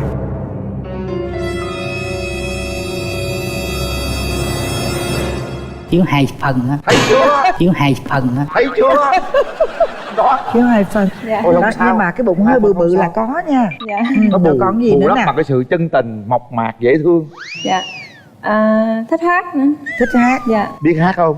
Dạ, cho em cái đó em ca dở lắm. Ca dở kệ nó. Hát được là được. Đâu thử nào. Em ca bài Ta đi tìm em đi ha. Rồi. 1 phút thôi ha. Lớn lên khúc thôi. Hát 2 khúc. Thành đô Lâm An, đại lý ta tìm nàng, tìm em giữa dương châu chiều mưa. Biển kinh tương dương, lửa khói sáng đầy trời, biết tìm em nơi chốn nào. Thôi được rồi. Em ngay kế bên nè, khỏi đi tìm đi. Nói chung là cũng có hát, có tinh thần được rồi không? Gì nữa? Còn gì nữa không? Con có thích đàn ông da trắng hay là da đen? Dạ, da ngâm ngâm rồi. Được. Đúng luôn, cái này để đúng rồi đó. Bây giờ đố bạn bên đây hình dung về một bạn nữ bên đây như thế nào? Theo cưng. Em đoán hả? Nếu mà nãy cái nói Nhân Vân có nói cái nét đẹp cổ xưa chắc cũng giống công chúa. Giống công chúa, đúng rồi đó, đúng rồi đó, giống công chúa. Nhưng mà cái đó là đúng giống như cái ước mơ, cái suy nghĩ của cưng không? Dạ đúng rồi. Đúng rồi. Dạ. Rồi, bây giờ mình hỏi thăm ý kiến người thân đi. Em gái đi với ai vậy? Dạ, con đi với cậu với dì với lại bạn cậu bè đồng gì nghiệp hả? ạ. Rồi, xin mời đại diện gia đình có đôi lời chia sẻ. Kính chào chương trình Bạn Muốn Hẹn Hò. Chào hai MC xinh đẹp anh Quyền Linh và chị Hồng Vân. Chào em. Chào quý vị khán giả trong trường quay. Chào hai cháu. Em là đại diện cho cậu ruột của bé Hoài Dung. Cậu cũng thấy bên đây cũng thấy cũng hài hước, mặt mày cũng vui. Thì còn tương lai của con sau này hạnh phúc thì cậu chỉ nói vậy thôi, còn con là tự con lựa chọn. Còn riêng quan điểm của cháu á, thì bé là rất chịu khó và đặc biệt là có hiếu với cha mẹ dữ lắm. Cậu chỉ khuyên con là bây giờ lấy chồng á, biết ăn chơi thì về sau này nó không biết ăn chơi nữa. Bây giờ nó chưa biết ăn chơi mà lấy về nó ăn chơi hơi khổ, đúng không anh Quyền Linh? Đúng đó, cái đó cũng đúng đó. Cho nên là cái gì cũng phải phân phải thôi. Theo ý mình là khó lắm ha. Cảm ơn lời chia sẻ của cậu. Cưng đi với ai nè? Tính. Dạ, em đi với bạn thân với mẹ em. Có mẹ à? Đây có mẹ. Dạ. Dạ, ở đây em xin chào anh Quyền Linh, chị Hồng Vân và bên nhà gái và quý vị khán giả. Em là đồng nghiệp với anh Tính. Thì em ở đây anh Tính á, ảnh rất là thật thà, chịu thương chịu khó. Trong tình cảm thì ảnh rất là chân thành. Và anh Tính ở đây thì cô gái đây thì em chấm rồi. Công chúa không? Công chúa không? Đúng công là chúa. công chúa không? Để mẹ nói đi, mẹ cảm nhận xét nếu như bạn này là bạn gái của con trai mình thì mẹ thấy sao? Dạ, xin chào cô Hồng Vân với chú Quyền Linh. Dạ. Thì mình là mẹ của Tung Tính. Dạ. Mình á thật sự là ở dưới quê nghe con trai nó điện á, nó nói là nó tham gia chương trình Bạn Muốn Hẹn Hò, mẹ lên dự. Thì hôm nay mình lên là mình biết cái bé này nè, thì theo mình thấy á, thì cũng rất là thích. Thấy nó ngoan với nó cũng dễ thương dữ lắm. Mình cũng muốn cho con trai nó có bạn á, để bậc làm cha mẹ yên tâm, có bạn cho nó vui vậy đó. Dạ, rồi hả nó tiến tới thì càng tốt. Dạ. Rồi vậy cảm ơn mẹ. Dạ. Rồi, bây giờ mình mở rào cho hai trẻ gặp mặt ha. Mở rào. Tính cười hoài nghe Tính. Tính có bộ răng đẹp quá à. Bắt đầu đi Tính.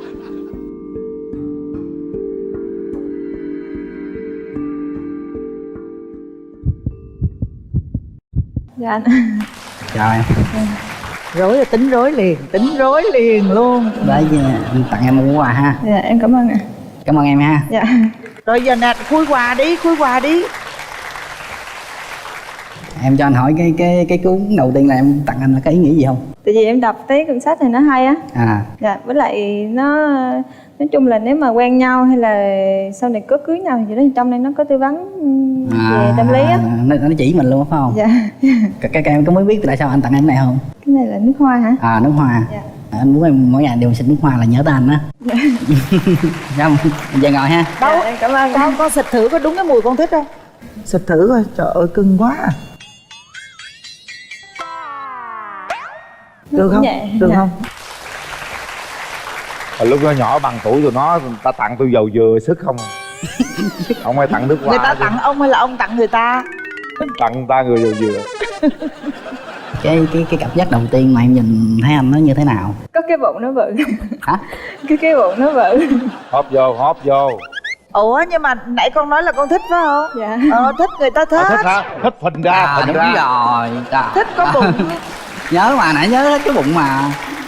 Thôi. Như thấy cũng chững chạc, cũng có nói chung là cũng đẹp trai. Cảm ơn em. Em cho anh hỏi cái này ha. Dạ. Em ngày tháng năm sinh của em là ngày mấy ha? Dạ, em 3 tháng 9 năm 3 tháng 9 tại vì anh không có thích cái bạn gái mà sinh ngày mùng 5 tháng 10. Hả? Nói lớn lên coi. Anh không có thích cái bạn gái mà sinh ngày mùng 5 tháng 10. Sao kỳ vậy? Bạn gái mùng 5 tháng 10 gọi là hơi cứng đầu á. Ủa sao kỳ Khó vậy? chịu lắm, mấy người đó khó chịu. Sao biết 5 tháng 10? Từng trải á, từng trải nó Từng biết. trải tức là đây là hai người kia là ngày 5 tháng 10 hết hả? Có một người thôi. Dạ. Còn anh thấy em sao? Em nhìn rất là dễ thương, nhìn là thấy cưng rồi đó. Cưng rồi đó, cưng quá cưng. Bây giờ em ở quận 9 ha. Dạ. Công việc em làm đang làm ở quận 9 luôn. Em ở quận 9 nhưng mà em làm ở quận 2 á. Mình Cái quan niệm về tình yêu của em như thế nào? Của em là một khi đã có quyết định mà quen á là sẽ là quen nghiêm túc luôn. Chứ mà ví dụ như mà em lúc đầu mà em không thích hay là gì đó thì không có cho cơ hội. Bàn cái chuyện hẹn hò đi. Nếu mà tụi mình bấm nút á Dạ. thì em muốn cái buổi mà gặp đầu tiên của mình sẽ như thế nào? Đi ăn đi uống bình thường thôi, đi cà phê bình thường thôi. Vậy ha, vậy Dạ. cũng đơn giản ha. Con hỏi anh có ghen không?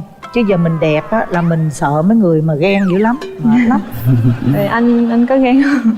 Anh có hơi ghen chút xíu, nhưng mà anh có từng trải rồi nên anh biết sẽ phải làm như thế nào, cái lời nói của mình đó sẽ như thế nào.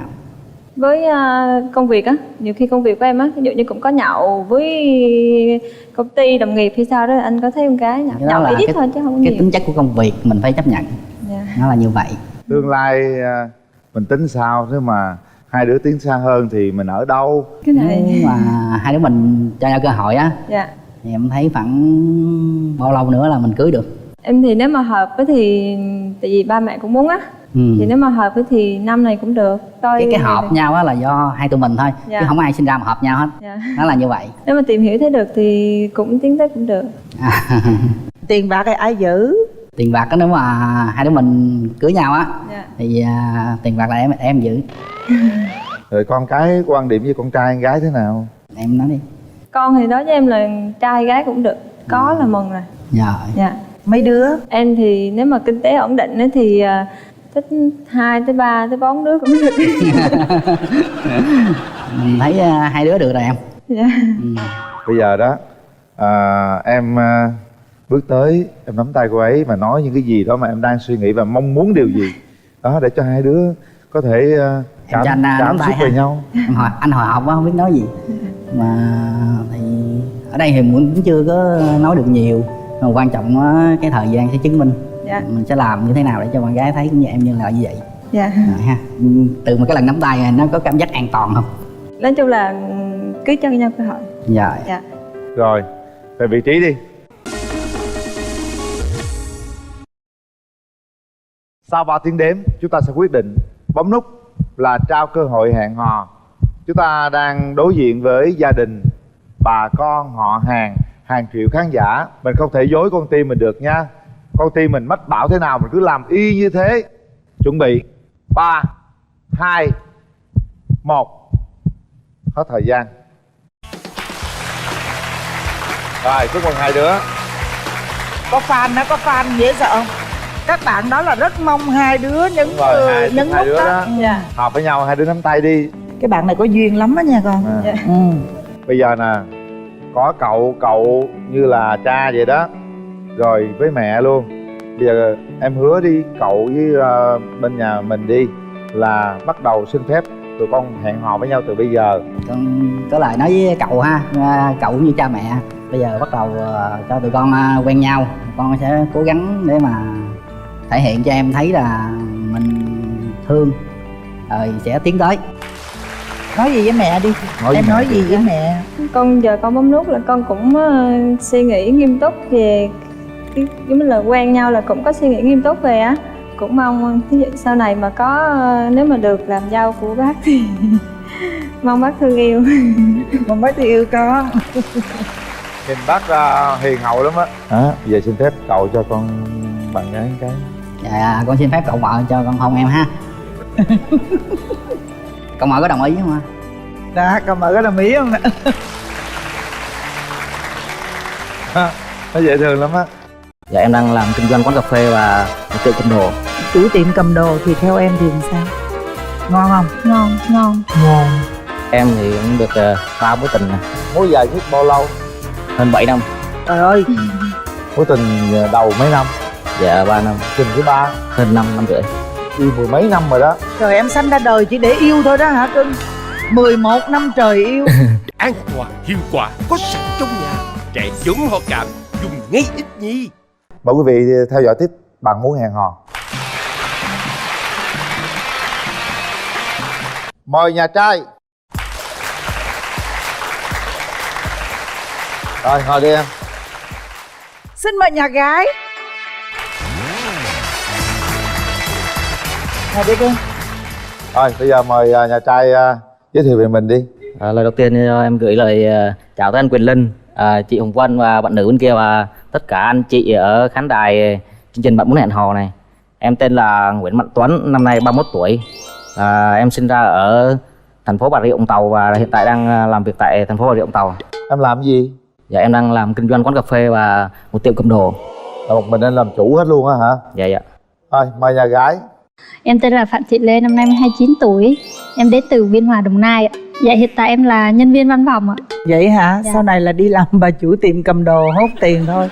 Nghe, với chủ Dạ. quán cà phê. Em nói luôn đi, điểm mạnh điểm yếu của mình sao nè? Dạ em là một người khá là hòa đồng ạ, vui vẻ. Còn điểm yếu của em là hơi thẳng tính, với hơi nhút nhát với người lạ, dễ bị khớp á chị. Điểm mạnh điểm yếu của mình là gì?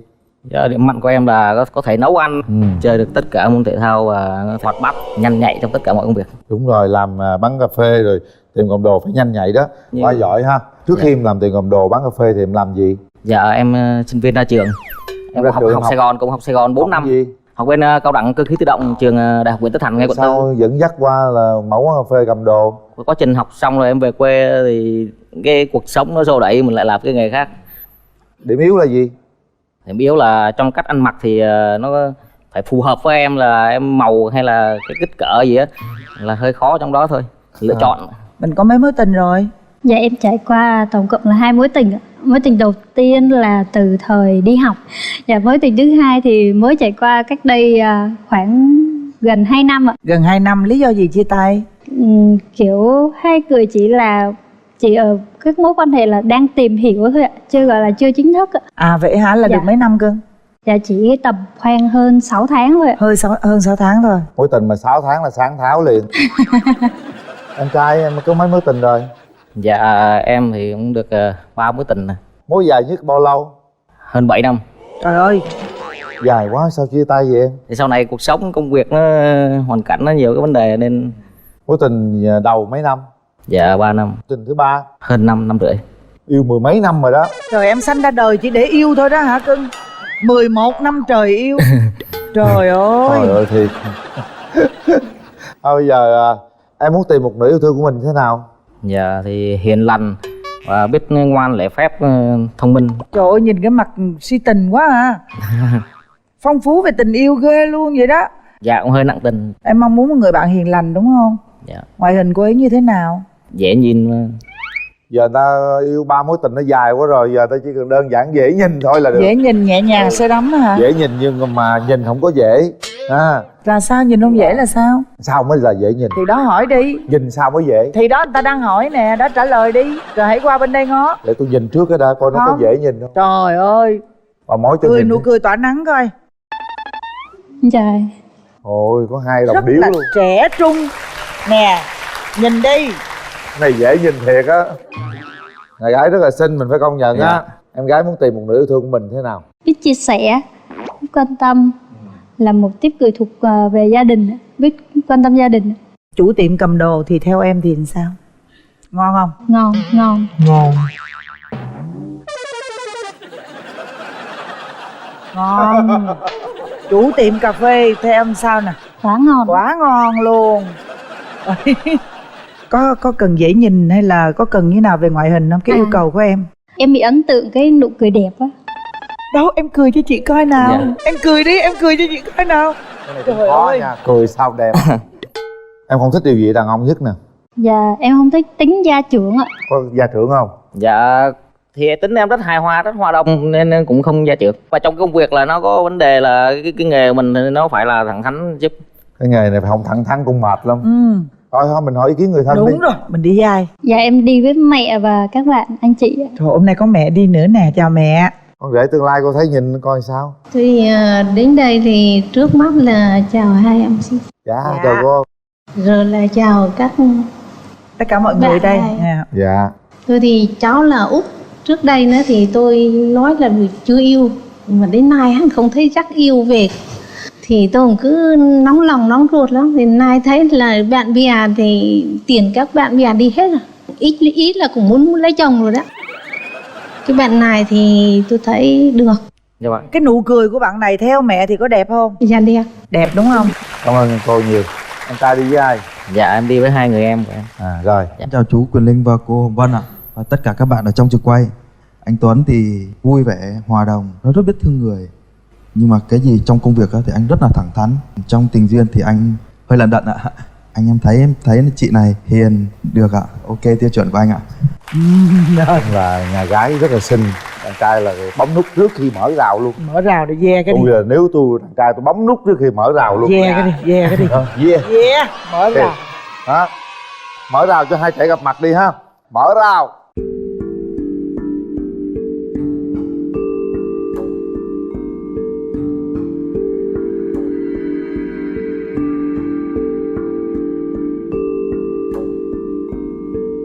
Chào em. Lần đầu gặp em có món quà tặng em. Dạ em cảm ơn anh ạ. Cái này là bánh em thích ăn, em gửi anh, mong anh sẽ thích nó. Cảm ơn. Này là em làm đó hả? Dạ không, em đặt chỗ em hay ăn đi. Bánh này ngon đó, nhìn là hấp dẫn lắm á. Bánh trứng cảm ơn muối em nè. nha. Dạ. Hai cái à? Bối rối quá vậy. Rồi. Đó. Xuyến xoắn rồi, xuyến xoắn cuồn cuộn rồi. Thôi giờ mình giao lưu văn nghệ chút cho nó thoải mái đi. Hát bài gì đó. Rồi em cười cái đi rồi hát nè.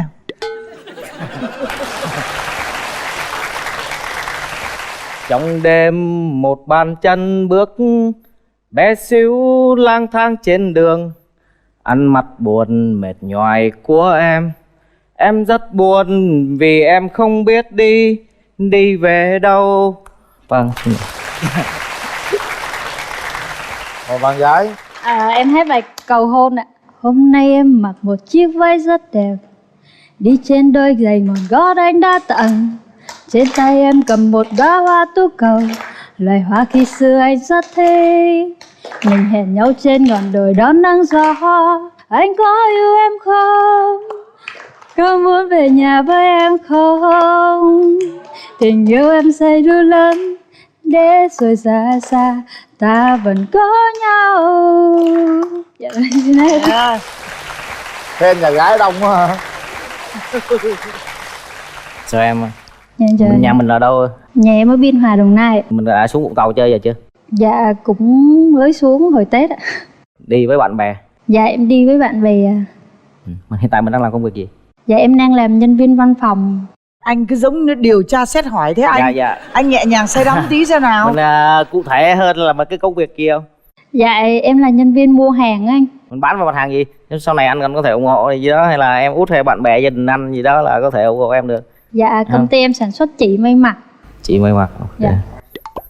Về văn phòng máy tính là gì là mình rất là thành thạo đúng không? Dạ đúng rồi ạ. Rồi em có gì hỏi anh không?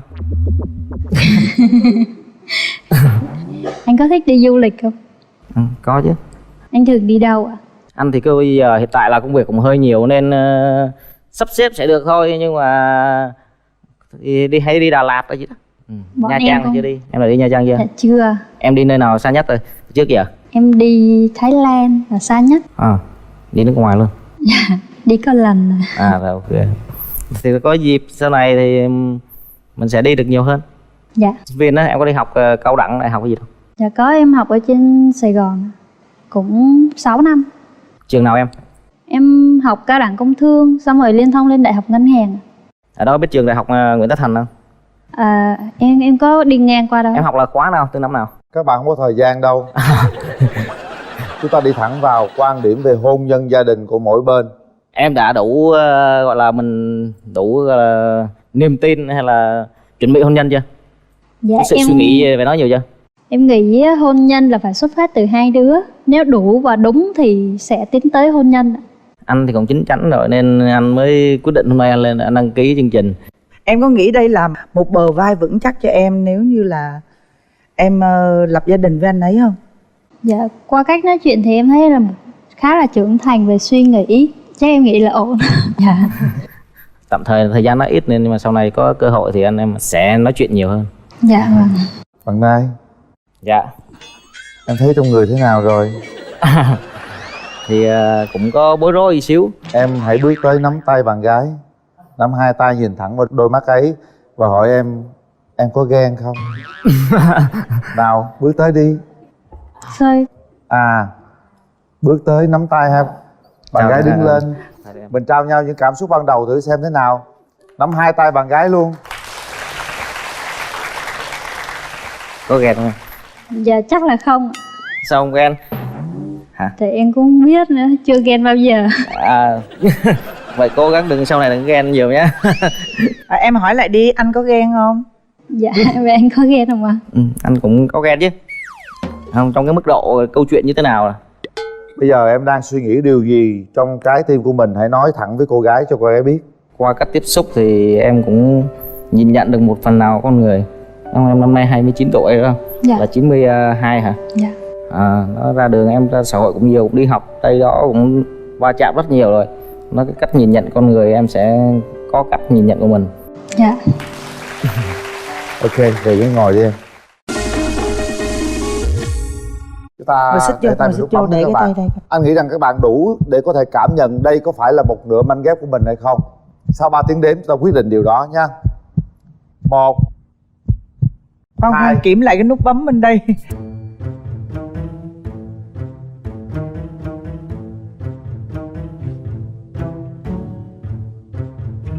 Nó tháo luôn nút bấm nó luôn rồi. Ok. Rồi. 1 2 3. Hết thời gian.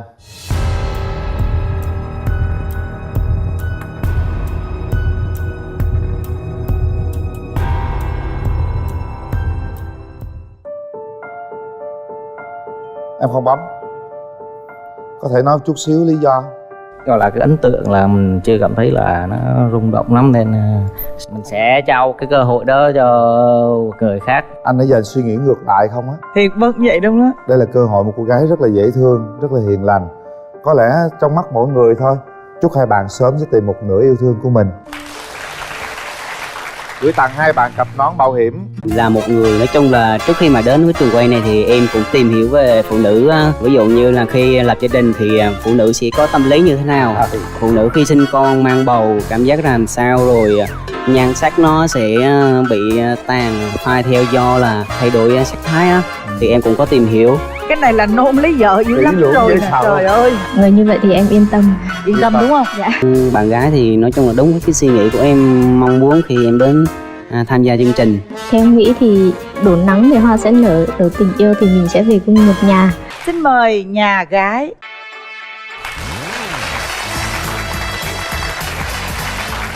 Mời em. Mời nhà trai. Mời đi anh trai. Mời nhà gái giới thiệu về mình. Nhà gái mình giới thiệu một chút về mình nào.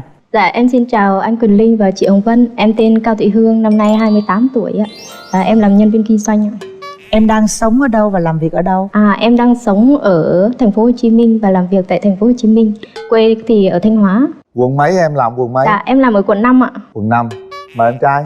Dạ, xin chào tất cả quý anh chị ở trong trường quay, ekip cũng như là hai người MC chị Hồng Vân và anh Quyền Linh ạ. Chào em. Thì em tên là Đinh Công Hữu. Năm nay em 30 tuổi. Sinh ra và lớn lên là ở Bình Định. Hiện tại đang làm việc ở Biên Hòa, Đồng Nai. Hiện tại là đối tác của FPT. Ưu điểm khuyết điểm em là gì? Dạ, điểm mạnh của em là người có lập trường, bản lĩnh và tư tưởng thì rất là vững vàng. Biết làm vlog, quay video, edit, làm phim. Là một người nói chung là trước khi mà đến với trường quay này thì em cũng tìm hiểu về phụ nữ. Ví dụ như là khi lập gia đình thì phụ nữ sẽ có tâm lý như thế nào, phụ nữ khi sinh con mang bầu cảm giác làm sao, rồi nhan sắc nó sẽ bị tàn phai theo do là thay đổi sắc thái á. Thì em cũng có tìm hiểu. Và trong quá trình mang bầu thì khi nào mình cần phải truyền đạt đến cái ý thức của người con ở trong bụng mẹ nhận biết rồi, được. Cái này là nôn lấy vợ dữ lắm rồi nè, trời ơi. Hay đó, những người phụ nữ nghe chuyện này khoái lắm á. Còn điểm yếu thì sao cưng? Dạ, điểm yếu của em thì do Mọi người hay nói chân mày em rậm cho nên là nhìn em rất là dữ. Còn cái điểm yếu nữa là khi mà em thích ai thì nói chung em hơi ngại nói chuyện. Hơi ngại. Nhưng mà có người thân hay bạn bè gì tác động thì em lại không thấy ngại rồi nữa. chúc em thích cái tác động liền nha. Dạ. Nhưng mà em có giữ không? Em có giữ không vậy cưng? Giữ thì em không biết, mọi người xung quanh nói thôi, nhưng mà những người mà tiếp xúc với em nhiều thì kêu em rất là hiền và thường hay bị bắt nạt. Rồi vậy là được rồi, yên tâm rồi hả cưng? Rồi em nói về điểm mạnh điểm yếu của mình đi. Điểm mạnh của em thì khá siêng đấy, thích chăm sóc gia đình và làm việc nhà. Cũng nhanh nhẹn hoạt bát và cũng hòa đồng với mọi người. Còn điểm yếu? Điểm yếu thì của em thì lúc mình làm việc mệt mỏi á, thì cũng hơi lười chút. Rồi cũng hay nhõng nhẽo với bạn trai. Rồi cái cảm xúc của em khi nghe bạn kia nói là bạn nghiên cứu rất kỹ về vấn đề là bà mẹ và trẻ em có cái cảm xúc như thế nào? Người như vậy thì em yên tâm. Yên tâm đúng không? Dạ. Chị còn yên tâm giùm em nữa. Em có mấy mối tình rồi? Dạ em trải qua 2 mối tình. 2 mối? Một mối tình là năm đầu sinh viên ở ngoài Đà Nẵng. Rồi mấy năm? Dạ em quen gần 1 năm. Rồi gần năm. Mối tình thứ hai? Mối tình thứ hai thì em mới chia tay bạn gái năm 2019 là lúc em bị đứt dây chằng. Nhưng mà quen bao lâu? Dạ cũng gần 1 năm. 2 mối tình chỉ gần năm thôi hả? Dạ. Có sâu đậm gì không? Dạ có mối tình đầu tiên thì mối tình đầu cho nên là em quen bạn đó là được 1 năm, nhưng mà tới năm 2014 thì lúc ấy em đang đi bộ đội á, thì bạn đó có nói em là quay lại, nhưng mà em nói là khi mà bạn muốn quay lại thì phải gấp để nói chuyện, chứ còn mà nói chuyện qua điện thoại thì em không đồng ý. Giận chứ hả? Quay lại phải gặp đó. Dạ không, trong suy nghĩ của em là bạn đó phải nghiêm túc với cái chuyện đó chứ không thể nào mà qua lo đùa giỡn nói được, cho đúng vui không? là được. Tự nhiên quen lại phải qua điện thoại chi vậy? Phải gặp nhau bàn bạc đúng không? Dạ. Rồi chính chắn. Rồi bây giờ còn mình thì sao, mấy mối tình rồi cưng? Dạ em có 2 mối tình. Mối tình thứ nhất thì cũng trải qua 3 năm. Sinh viên? Là thời sinh viên. Còn mối tình thứ hai thì mới cách đây 1 năm. Mới cách đây 1 năm thôi, giống như bạn kia y chang luôn. 2019. Em cũng nói trước luôn là cái mối tình thứ hai là mối tình hơi lằng nhằng nhất, và cho bạn trai bên kia biết luôn. Bởi vì là bọn em cũng đã định là sẽ tới kết hôn rồi, nhưng mà do công việc hai đứa bận á, nên là đăng ký kết hôn trước, rồi cuối cùng đám cưới không xảy ra. Không xảy ra. Cuối cùng hai đứa lại lôi nhau ra tòa ly hôn. Trời đất ơi. Dạ. Hai bên hai họ có biết không? Dạ hai bên cũng biết luôn á. Hai đứa làm xong rồi mới nói. Vì từ đầu là hai gia đình cũng không có đồng ý cho hai đứa kết hôn. Sau đó gần tới khi mà kết hôn á, thì hai gia đình xảy ra những cái chuyện mâu thuẫn mà không giải quyết được. Và là không đi đến kết hôn đúng luôn. rồi, không đi đến kết hôn và hai đứa lại cũng phải chấm dứt. Đó là lý lịch trích ngang thôi. Bây giờ ta tính đến tương lai nè. Dạ. Em muốn tìm một nửa yêu thương thế nào? Dạ một nửa của em thì em thích bạn nữ là người chia sẻ, nói chung là không thích bạn nữ là người sống nội tâm. Rồi ví dụ như trong cái khúc mắc gì đó thì bạn cứ nói thẳng thắn, chứ đừng có vì một chút tự ái hay là giận hay là dỗi gì đó thì tạo ra một cái khúc mắc lâu ngày, thì dẫn đến cái tình cảm nó nhạt dần đi, thì nó lại đổ vỡ đi cái chuyện của hai người thì nó lại dơ. Như ông cụ non rồi thấy không? Cái này anh yên tâm, cái gì mà em không vừa mắt hay gì em sẽ góp ý hoặc là sẽ trao đổi trực tiếp, sẽ không để trong lòng lâu. Nói chung là nhà trai là rất là kỹ lưỡng luôn á. Em có cảm giác em bị lo xa quá không? Dạ em là người nói chung là va chạm sớm từ gia đình khổ từ nhỏ, cho nên là em nói chuyện ra cái gì em cũng nghĩ trước nghĩ sau, cho nên là bạn bè người thân của em ai cũng nói em là cụ non hết. Cụ non không là tốt mà. Khi em nghe cái tình trạng mà của bạn gái nãy chia sẻ thì cái cảm nhận của em thế nào? Dạ đối với em thì chuyện quá khứ thì nói chung là giống như là một cái trang sách, mình đã lật qua rồi thì mình có thể lật lại được, nhưng cái quan trọng ở cái niềm tin ở tương lai là bạn đó phải tự tin để bước đến cái cuộc sống mới. Bạn phải mạnh mẽ đối diện với sự thật, không phải vì quá khứ làm đau buồn hay là một cái gì đó mà bạn đó không dám đi đến tương lai chứ. Rồi chị muốn hỏi em nè, em có sợ mấy ông cụ non không? Dạ không, em thích những người trưởng thành và có thể dẫn dắt em trưởng thành hơn. Em rất thích những người như thế. Em rất thích những người như vậy hả? Dạ. Rồi em mong muốn cái người bạn trai của em về nhân dáng, về ngoại hình nó sẽ như thế nào? Nói chung cứ đầu tóc gọn gàng, quần áo sạch sẽ, nhìn chuẩn là được. Trời, chuẩn luôn. Chuẩn là theo em như thế nào là chuẩn? Như ca sĩ Nguyễn Phi Hùng ấy. Cô thích ca sĩ Nguyễn Phi Hùng. Cái Cái mẫu người phải giống Nguyễn Phi Hùng. Được. Nguyễn Hùng cũng rất là nghiêm chỉnh ha. Tôi cũng thích cái người mà giống Nguyễn Phi Hùng luôn.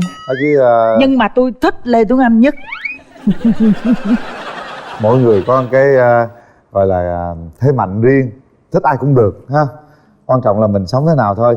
Em không thích điều gì ở đàn ông nè? Ở dơ. Hỏi bệnh đi em ơi, mình có ở sạch không? Đây chắc không bao giờ nổi đâu. Dạ tại vì bên em làm kỹ thuật, ngày nào đi làm về cũng đổ mồ hôi, mà ở dơ thì nó hôi sao mà ngủ được. Ở đây kỹ lưỡng lắm, không ở dơ đâu. Miễn sao trước khi ngủ anh tắm là được rồi. Bây giờ mình đi với ai nè em? Dạ em đi với bạn thân của em. Bạn thân rồi. Dạ chào chú Quyền Linh, chào cô Hồng Vân ạ. Dạ chào anh Hữu ạ. Bạn của em là một đứa mà khá tự lập, với cũng có ý chí với suy nghĩ nó cũng người lớn. Thì anh Hữu đây thấy cũng ổn đó Hương ơi. Ổn không? Ổn đó Hương. Ổn ha. Dạ. Rồi, cảm ơn em. Đi với ai vậy em? Dạ em đi với lại em trai ở trong công ty ạ. Dạ em xin chào chú Quyền Linh và cô Hồng Vân cùng toàn thể các mọi người trong trường quay ạ. Em còn là đồng nghiệp của anh Hữu. Thì anh là một người khá là thẳng tính, có gì đó thẳng, nhưng mà mỗi tội là FA hơi lâu, hơn chục năm. Nên là hôm nay anh đến đây là kiếm người yêu thì em thấy chị là ok, 10 trên 10. Ok, 10 trên 10 luôn. 10 trên 10 luôn. Rồi, mở rào. Mở rào.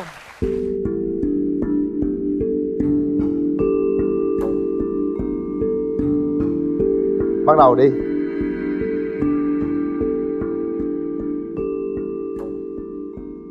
Thì anh có món quà, nói chung là anh là người sống thực tế, cho nên là anh muốn tự tay mình làm, cũng như là muốn truyền đạt những cái suy nghĩ của mình. Thì trong này là anh có ghi trong từng cái nốt luôn. Dạ. Nói chung là màu xanh thì muốn làm khi mà ví dụ như anh em mình quen nhau thì sẽ làm gì, và ví dụ như là bài hát anh sẽ hát tặng em. Thì nói chung là mỗi tối thì cứ mở một nốt ra để mình đọc những cái suy nghĩ của anh, cũng như muốn truyền tải đến em. Bốc thương cái thôi. Trời ơi. Em tặng anh cuốn sách ạ. Đọc lớn lên nào. Cuộc sống có 24 giờ, 8 giờ làm việc, 8 giờ ngủ, 8 giờ sinh hoạt. Luôn sáng tạo để tình yêu không nhàm chán. Đấy, vậy là bốc đúng tình yêu rồi đó. Rồi đậy lại đi. Tối mình khám phá tiếp. Thôi, hai bạn quay mặt vào trò chuyện với nhau đi. Bạn trai cảm nhận bạn gái thế nào? Dạ em cảm nhận thì nói chung bạn gái thì nói chung là đúng với cái suy nghĩ của em mong muốn khi em đến tham gia chương trình. Thì anh cũng muốn hỏi em, ví dụ như trong thời gian mà mình tìm hiểu thì trong cái suy nghĩ của em thì bao lâu là em muốn tiến tới hôn nhân?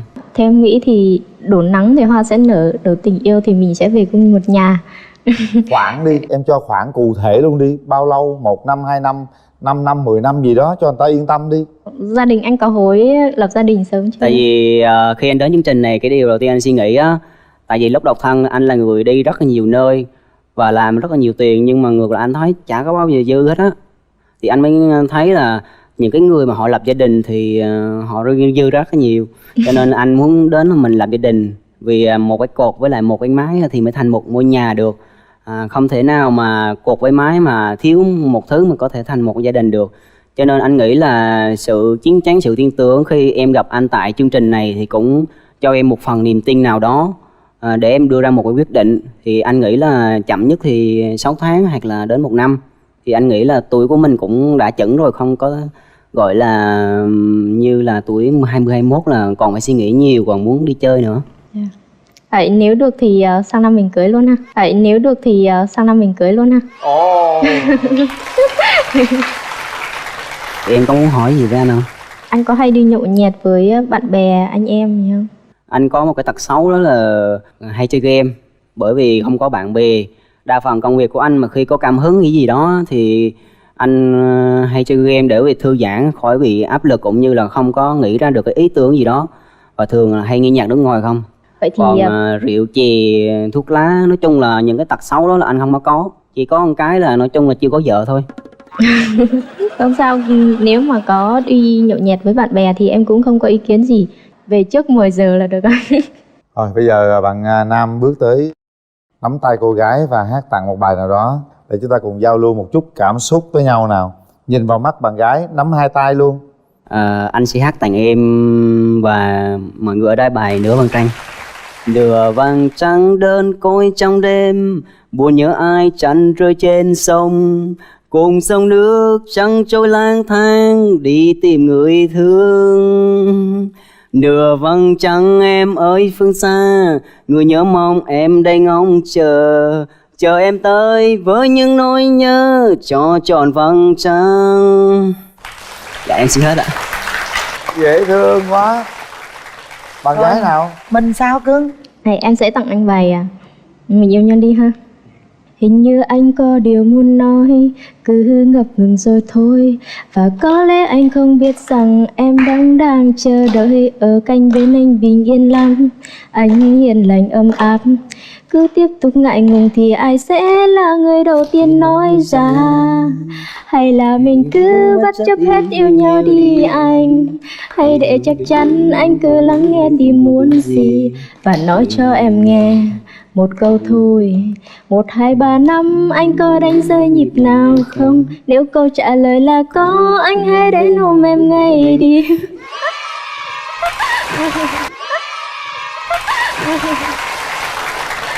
Hay quá. Đó, đàn ông vậy mới là đàn ông quyết đoán. Em nói một câu gì em trai? Một câu gì đó. Hôm nay anh đến chương trình này, nói chung anh là người có trách nhiệm với gia đình của mình cũng như là em và con cái mình sau này. Nếu như em đồng nút bấm nút ra về với anh thì anh xin hứa tất cả những gì ở tương lai anh sẽ là người chịu trách nhiệm toàn bộ với những quyết định của mình. Em đồng ý. Bấm nút. Yeah. Đẹp, rất đẹp. Siết tay Câu nhau hay thật nhất là lâu nữa. em đồng ý. Hôn nhau nào. Rồi. Đó, hồi đất ơi. Trời ơi. Tùy theo ôm cơ. lại luôn đi. Ôm lại luôn. Đó, rồi thôi, xong. Xong. Hôm nay con đến đây con cũng cảm ơn là hai bác đã sinh ra em. Thì con đến đây là để dẫn em về nhà, để làm dâu nhà con. Thì khi mà làm dâu nhà con thì con sẽ chăm sóc em thêm cho cô với chú, cũng như là con sẽ chịu trách nhiệm với cuộc đời còn lại của em. Trời ơi, trời ơi. Chuẩn bị kỹ lắm luôn rồi á, thật quá hay luôn. Gái cảm nhận sao? Em muốn theo về nhà luôn. Về em muốn theo về nhà luôn.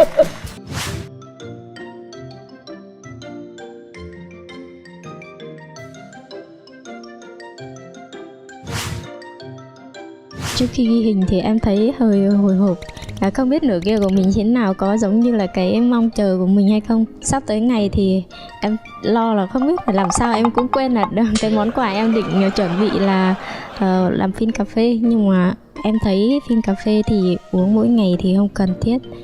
Em sẽ gửi tặng anh cái cuốn sách. Những cái cuốn sách đó thì nó lưu giữ lại những cái mà em đã từng trải qua, và mong rằng anh hiểu, đọc và hiểu, thấu hiểu cái nội tâm của em. Bắt đầu đi.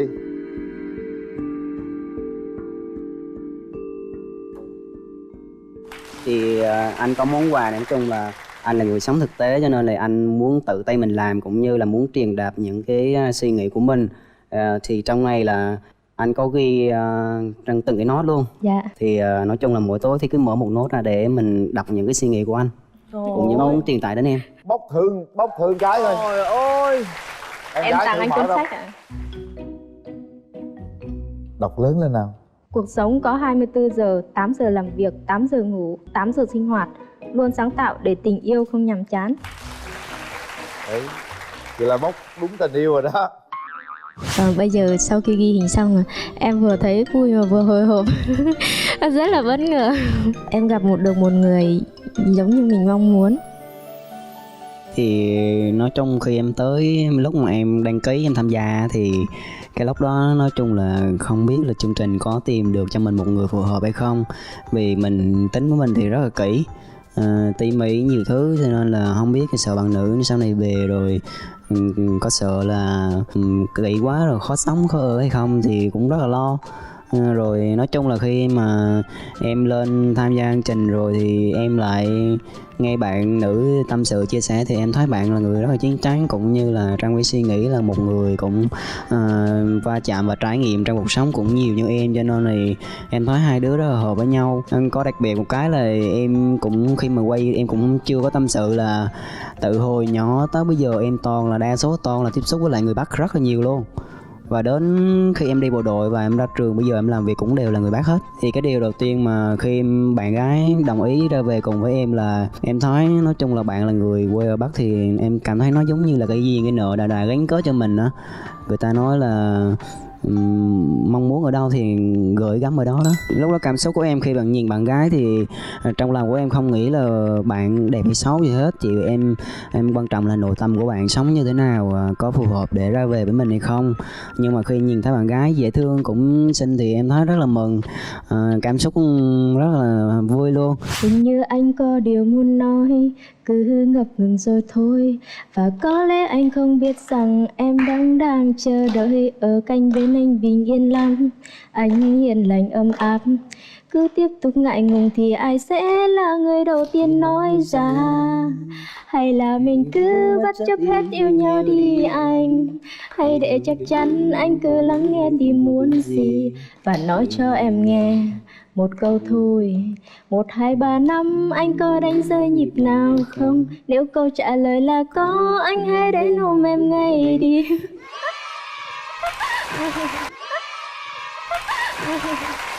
Khi bạn gái hát như vậy thì em cảm thấy bạn gái muốn gửi gắm một cái điều gì đó ở trong những cái lời bài hát, cũng như là em muốn ôm bạn gái là vì em muốn là nói chung là mình sẽ là người che chở cho bạn sau này. Em rất là bất ngờ, em không ngờ anh chủ động như vậy luôn, tự nhiên chạy qua ôm. Nhưng mà em thích những người chủ động như vậy. Ở Sài Gòn thì anh thấy có rất nhiều quán cà phê luôn. Thì anh em mình hẹn ra quán cà phê thì anh thấy em cũng thích đọc sách, cho nên anh cũng có sở thích đọc sách, cho nên là anh với em sẽ đọc sách nhau ngày nha. Em thấy thế nào? Được chứ. Em hay nghe sách nói, mà nghe sách nói thì buồn ngủ, không biết là nghe anh đọc được em có buồn ngủ không? Nghe anh đọc được em có buồn ngủ không? Vì anh nói chung là giọng của anh thì nó hơi trầm, cho nên là đọc sợ không có hay. Nhưng mà anh tin rằng đọc nhiều lần thì em sẽ khó tỉnh ngủ. Bởi vì nghe giọng nghe quen rồi thì anh nghĩ là nó sẽ không còn gọi là tạo ra cảm giác nó mất hưng phấn nữa.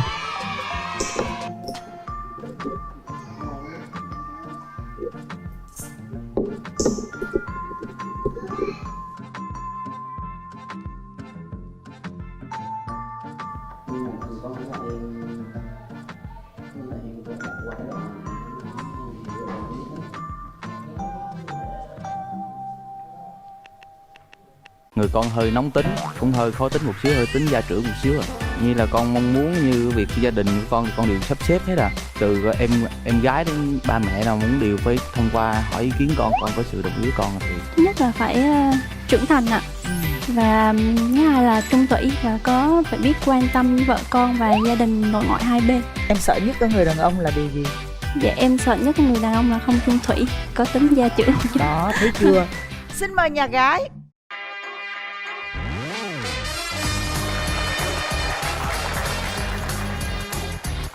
Ngồi đi cưng. Mời nhà trai. Nhà trai ơi, đâu rồi? Ai về đâu rồi?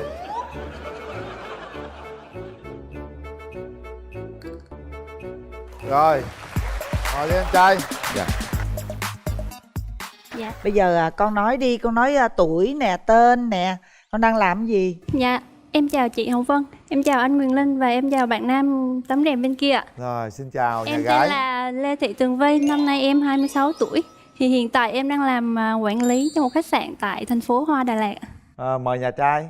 Dạ, đầu tiên xin gửi lời chào và chúc sức khỏe đến anh Quyền Linh và cô Hồng Vân, bạn nữ bên kia và tất cả các khán giả có mặt trong trường quay ngày hôm nay. Em tự giới thiệu, em tên là Lê Tuấn Hoàng, năm nay em 28 tuổi. Nhà em ở Đắk Lắk nhưng hiện tại em đang sinh sống lập nghiệp ở Hồ Chí Minh. Hoàng làm gì? Em làm bên công ty chuyển phát nhanh là vị trí là trưởng bưu cục. Sau khi làm ở vị trí công ty em về nhà làm thêm kinh doanh tại nhà nữa. Kinh doanh gì? Dạ em đang kinh doanh thời trang online ạ. Vẫn thời trang luôn. Trời ơi, giỏi giang thiệt chứ. Trưởng bưu cục luôn nha. Nhưng mà tôi hơi buồn chú đó nha. Chú gọi anh Quyền Linh mà gọi cô Hồng Vân là sao? Quyền Linh thua tôi có một giáp chứ mấy. Dạ. Tại vì con coi cô Hồng Linh phim từ nhỏ nên mình xin con cô tôn trọng Quyền xíu ạ. Linh là Vô tới Quyền Linh buồn rồi. Cho cô Hồng Vân ạ. Rung rung quá nói lộn cô Quyền Linh luôn. Cô Kệ Quyền sao Linh. đâu, bữa nay mình lâu lâu mình trở thành cô cũng không sao. Đừng có rung gì trơn á. Không có rung gì hết. Ở thoải mái lên nào anh trai. Dạ. Mà bây giờ đang làm ở thành phố Hồ Chí Minh, rồi bạn đây là ở thành phố Hoa Đà Lạt, xa quá ha? Dạ cũng không xa lắm đâu cô ạ. Không xa à? Dạ. Con có ý định về quê không? Sau này có về quê lập nghiệp không hay là ở Sài Gòn luôn? Dạ con thì nhà con có mình con trai thôi, con dân trưởng nữa.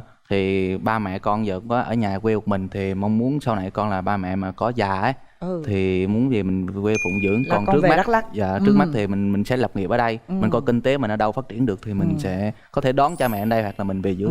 Mà Đắk Lắk với Đà Lạt sao? Gần nhau. Gần xịt phải không? Dạ. Thôi mình hỏi luôn cái điểm yếu điểm mạnh đi. Đúng rồi. Con nói đi con. Điểm yếu con thì con hơi run nhát một xíu người con hơi nóng tính, cũng hơi khó tính một xíu, hơi tính gia trưởng một xíu Thiệt không? Dạ. Nhìn con về mà gia trưởng hả? Dạ, như là con mong muốn như việc gia đình của con thì con đều sắp xếp hết từ em gái đến ba mẹ nào muốn đều phải thông qua hỏi ý kiến con có sự đồng ý của con thì. Nhưng mà con có tham khảo ý kiến của mọi người xung quanh không? Có con để tham khảo. Hợp lý thì con phải đồng ý. Con có quyết làm. những cái gì mà nó không có đúng không? Tức là quyết theo cái cảm tính của con. Dạ không, mình sẽ trao đổi với nhau, nếu mình hợp lý mình đưa cái kết quả hợp lý thì mình sẽ chứ chưa bao giờ mà con áp đặt người khác. Dạ, đúng không? rồi, con không như vậy là áp không đặt. phải gia Dạ, trưởng mà cái đó là con gánh vác gia đình. Dạ. Con là cái người mà gọi là chịu trách nhiệm, gánh vác quyết đoán dạ, trong công việc chứ không phải gia trưởng. Dạ. Nhớ không? Dạ. Trời ơi hơi hố đó. Nói nghe nè. Không có nghe gì chứ. Coi bên đàn nữ tôi nè, trời ơi nó dễ thương, nó giống như một cái bông hoa tulip vậy đó. Đi này. Hoa tường vi chứ hả? Hoa tường vi. Rồi đó, con nói cho chú Linh nghe đi. Dạ, em chào anh Quyền Linh. Chào em gái dễ thương. Xưng chú đi con 26 tuổi, nhỏ hơn bạn kia 2 tuổi rồi. Người ta kêu anh thì kệ người ta, thôi, mình lớn người ta kêu đi. cô. Cũng vậy cũng trách nữa em ha. Dạ. Đúng không? Dạ. Em có điểm mạnh điểm yếu gì? Dạ, thưa anh Quyền Linh thì điểm mạnh của em là vui vẻ, hòa đồng, có tính tự lập ạ. Bên đây cũng tự lập, bên đây cũng tự lập. Dạ, điểm yếu của em là tính hay thương người ạ. Dễ nên thương. hay bị Thương hay bị người là lừa. được rồi. Hay bị Dạ. lừa hả? Dạ. Ai lừa em? Dạ, mọi người ạ. Trời ơi, mọi người là ai vậy? Thương người Nửa thì lần cho nào- mượn tiền này cái nọ đó rồi là không trả. Dạ. Thì cái đó là cũng là một cái điểm mình hay bị mềm lòng á, những Dạ. với cái điều mà không đáng mềm lòng á. Ai mà nỡ lòng nào lừa cô gái xinh đẹp dễ thương người ta. Mình có mấy mối tình rồi? Dạ, mối tình chính thức thì em có một mối tình. Còn lại thì mấy mối tình chỉ là mất tìm hiểu thôi ạ. Bao lâu? Dạ, được gần 2 năm ạ. 2 năm hả? Dạ. Lý do chia tay? Người đó vì gia đình, vì trách nhiệm đối với gia đình nên chia tay ạ. Rồi. Nhà trai cho nhà gái biết đi. Mình có mấy mối tình rồi? Dạ em có là chính thức là 3 mối tình ạ. Mối tình đầu tiên em là lúc thời sinh viên. Rồi mối tình dạ. ai cũng có. Mối tình đầu đó. Mối tình thứ hai em là làm bên công ty á. Mối tình thứ ba thì em vẫn làm nhân viên, bạn cũng làm công ty, nhưng mà gần đây em chia tay được hơn 1 năm rồi. Sau 3 mối tình chia tay đó mình rút kinh nghiệm coi mình thiếu sót điều gì nè. Nãy em nói là do em tính hơi gia trưởng một xíu đó, hơi khó tính đó. Đó, cái đó quan trọng nhất. Dạ, Trong tình yêu mà nếu chúng ta gia trưởng quá thì người phụ nữ rất là sợ, giống như nãy chị Hồng Vân nói đó. Dạ. Mình phải giảm cái đó lại. Mình nhận ra được là tốt rồi. Rồi vậy thì bây giờ để bên đàn gái nói trước nha. Em mong muốn cái người đàn ông của mình sẽ phải là người như thế nào? Thứ nhất là phải trưởng thành ạ. Và thứ hai là trung thủy và phải biết quan tâm vợ con và gia đình nội ngoại hai bên. Em sợ nhất ở người đàn ông là điều gì? Dạ, em sợ nhất người đàn ông là không trung thủy, có tính gia trưởng. Đó, thấy chưa? Hoàng, em muốn mẫu hình lý tưởng của em như thế nào? Dạ em là muốn là một bạn nữ sẽ là có thiên về gia đình một xíu, Thiên gia đình. để biết nội trợ nấu ăn và là biết chăm sóc gia đình đó, phụng dưỡng người già như cha mẹ bạn nữ hay cha mẹ có nhà chồng là hơi vui tính một xíu chứ không phải là ăn chơi quá, là phải biết giao tiếp giao lưu với bạn bè một người xung quanh, hoặc bạn của bạn hoặc bạn của em. Bạn là phải cởi mở lại, hòa đồng một xíu và biết việc tự lập, có thể có máu làm kinh doanh làm ăn một xíu Rồi. Dạ. Bây giờ mình hỏi ý kiến người thân xem có góp ý gì cho hai bạn không nha. Đúng rồi. Bên đây mình đi với ai vậy cưng? Dạ em đi với mẹ và em. Dạ chào chị. Thì đến đây là chương trình là tôi cũng rất mừng. Vì là chương trình này tôi cũng thích và cũng động viên cho cháu đăng ký. Cháu Tường Vi thì có tính tự lập và rất thương người. Và rất là sống lễ phép với người lớn xung quanh. Mọi người rất thương và biết nấu ăn, cũng biết chăm lo cho gia đình. Nhìn về cháu bên này thì tôi thấy là cháu cũng tốt, công việc thì cũng ổn định. Về tính gia trưởng thì theo cô là cái đó cũng không xấu, nhưng mà đều cái gia trưởng cái nào đúng, còn cái nào mà không nên thì mình cũng giảm bớt. Thì theo cô thì cô cũng ok, nhưng mà việc sau này thì do hai đứa quyết định. Cho một cơ hội để nếu được thì tốt, còn không là mình là bạn. Xin hết. Đây là em gái hả? Đây em họ. Em họ hả? Em theo em thì em thấy sao nè? Dạ anh thì em nhìn thấy là đẹp trai, cao. Rồi, cảm ơn em. Hoàng đi với ai? Dạ hôm nay em đi cùng với em gái em, cô bạn thân và các người anh mà cũng như người thầy của em. Em ruột hả? Dạ em gái ruột. Rồi, cho ý kiến em ruột cái đi. Em chào chú Quyền Linh và cô Hồng Vân ạ. Anh con thì cũng hơi gia trưởng một xíu ạ. Anh con cũng có tính tự lập từ hồi đi học tới giờ rồi cô ạ. Dạ em thấy chị bên này thì cũng xinh gái, nghề nghiệp của chị thì cũng ổn định rồi ạ. Thấy hai người hợp không? Dạ em thấy hai anh chị hợp với nhau ạ. Bây giờ thêm một người bạn. Người bạn đi. Dạ xin chào MC Quyền Linh và cô Hồng Vân. Thì em là bạn thân của Hoàn, thì cũng chơi với nhau rất là lâu rồi. Và Hoàn là một người rất biết lắng nghe và chia sẻ và góp ý với nhau trong công việc và cuộc sống. Em thấy bạn gái bên đây thì rất là dễ thương, rất là hợp với Hoàn luôn, là mỗi người cũng khá nghiêng về gia đình, biết chăm sóc gia đình. Thì em mong rằng là hai người sẽ cùng nhau trong một cơ hội để tìm hiểu và đến với nhau. Mà sao tụi con thân thiết nhau từ lâu chưa? Dạ chơi với nhau từ thời cấp 3 tới giờ là hơn 10 năm rồi ạ. Hơn 10 năm mà con xinh xắn như vậy, bạn đẹp trai kia mà không nảy sinh tình cảm luyến ái à? Ngay từ xuất phát điểm ban đầu là chỉ là bạn thôi, cho nên là sau này chỉ dừng lại mức độ bạn thôi chứ không có tiến xa hơn được ạ. Rồi cảm ơn em gái. Dạ. Bây giờ thôi mình mở rào cho hai bạn gặp mặt coi gia trưởng thế nào nha. Hai bạn tự quyết định. Mở rào.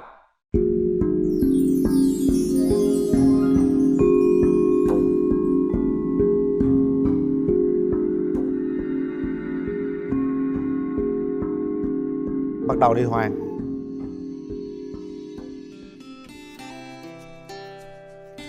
Chào anh. Chào em. Dạ. Em có món quà tặng anh. Dạ rồi em cảm ơn anh. Đến với chương trình thì em cũng có món quà tặng anh. Dạ rồi, em cảm ơn anh em. Mở ra xem. Dạ, để em mở.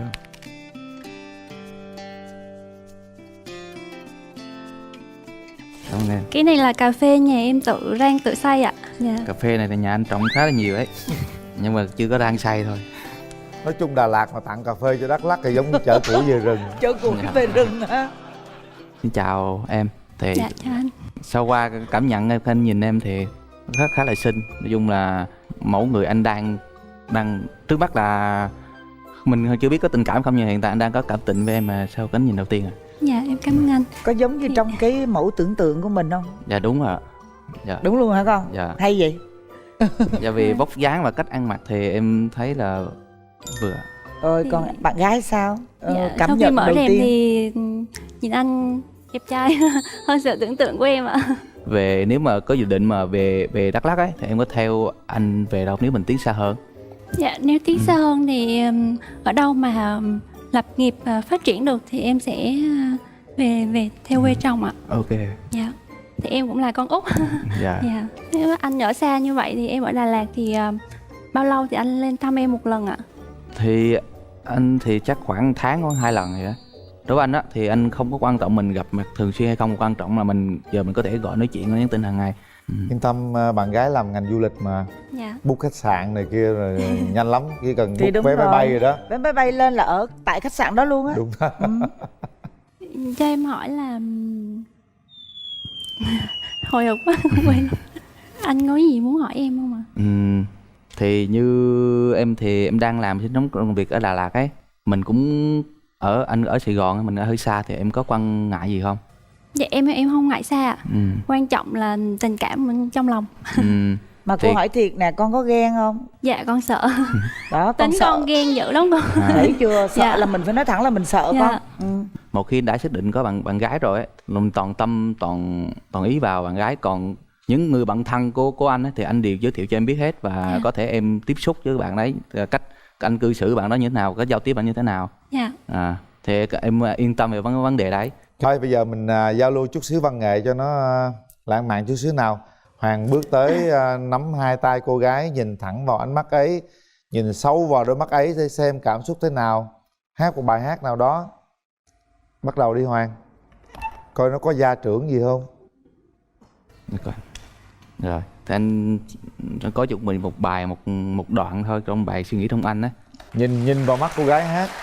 Mình đang tặng cho nhau mà. Hãy để cho anh được yêu em trong từng suy nghĩ. Dù là tơn thôi nhưng anh cũng thấy vui rồi. Đừng nói chi em ơi, tình yêu không cần nói, chỉ cần cảm nhận thôi anh nghĩ cũng đủ rồi. Nhiều khi anh từng mơ ngồi một mình cười ngẩn ngơ, chúng ta sẽ được sống trong ngôi nhà đầy trẻ thơ. Có khó không em ơi, nếu giấc mơ này xa xôi, thì anh xin đưa giữ giấc mơ đó ở trong suy nghĩ anh mà thôi.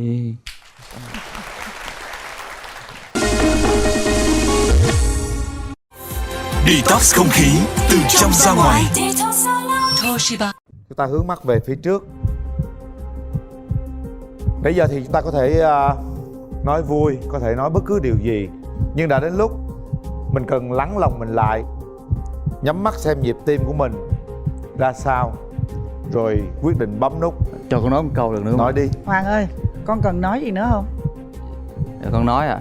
Nói đi con. Dạ thì con không biết, thì mình ông bà ta trước có câu ấy là gặp nhau là có duyên, quen nhau có nợ ấy. Thì hôm nay giữa anh và em đó đây là có duyên rồi, còn nợ không thì mình hãy cho nhau cơ hội để mình tiến xa hơn ạ. Cho gì nữa, ta đã cho Nam trước Âm rồi. từ đời vua hùng dựng nước tới giờ rồi. Rồi. Đấy, một bạn gái rất là hiền lành, xinh xắn. Chính thức các bạn đã hẹn hò với nhau, hãy nắm tay nhau, hãy cùng nhau vượt qua những cái chặng đường rất dài. Bây giờ thì bạn làm cái thủ tục đầu tiên đi nào. Hôn vào má bạn gái. Dạ, xin phép em.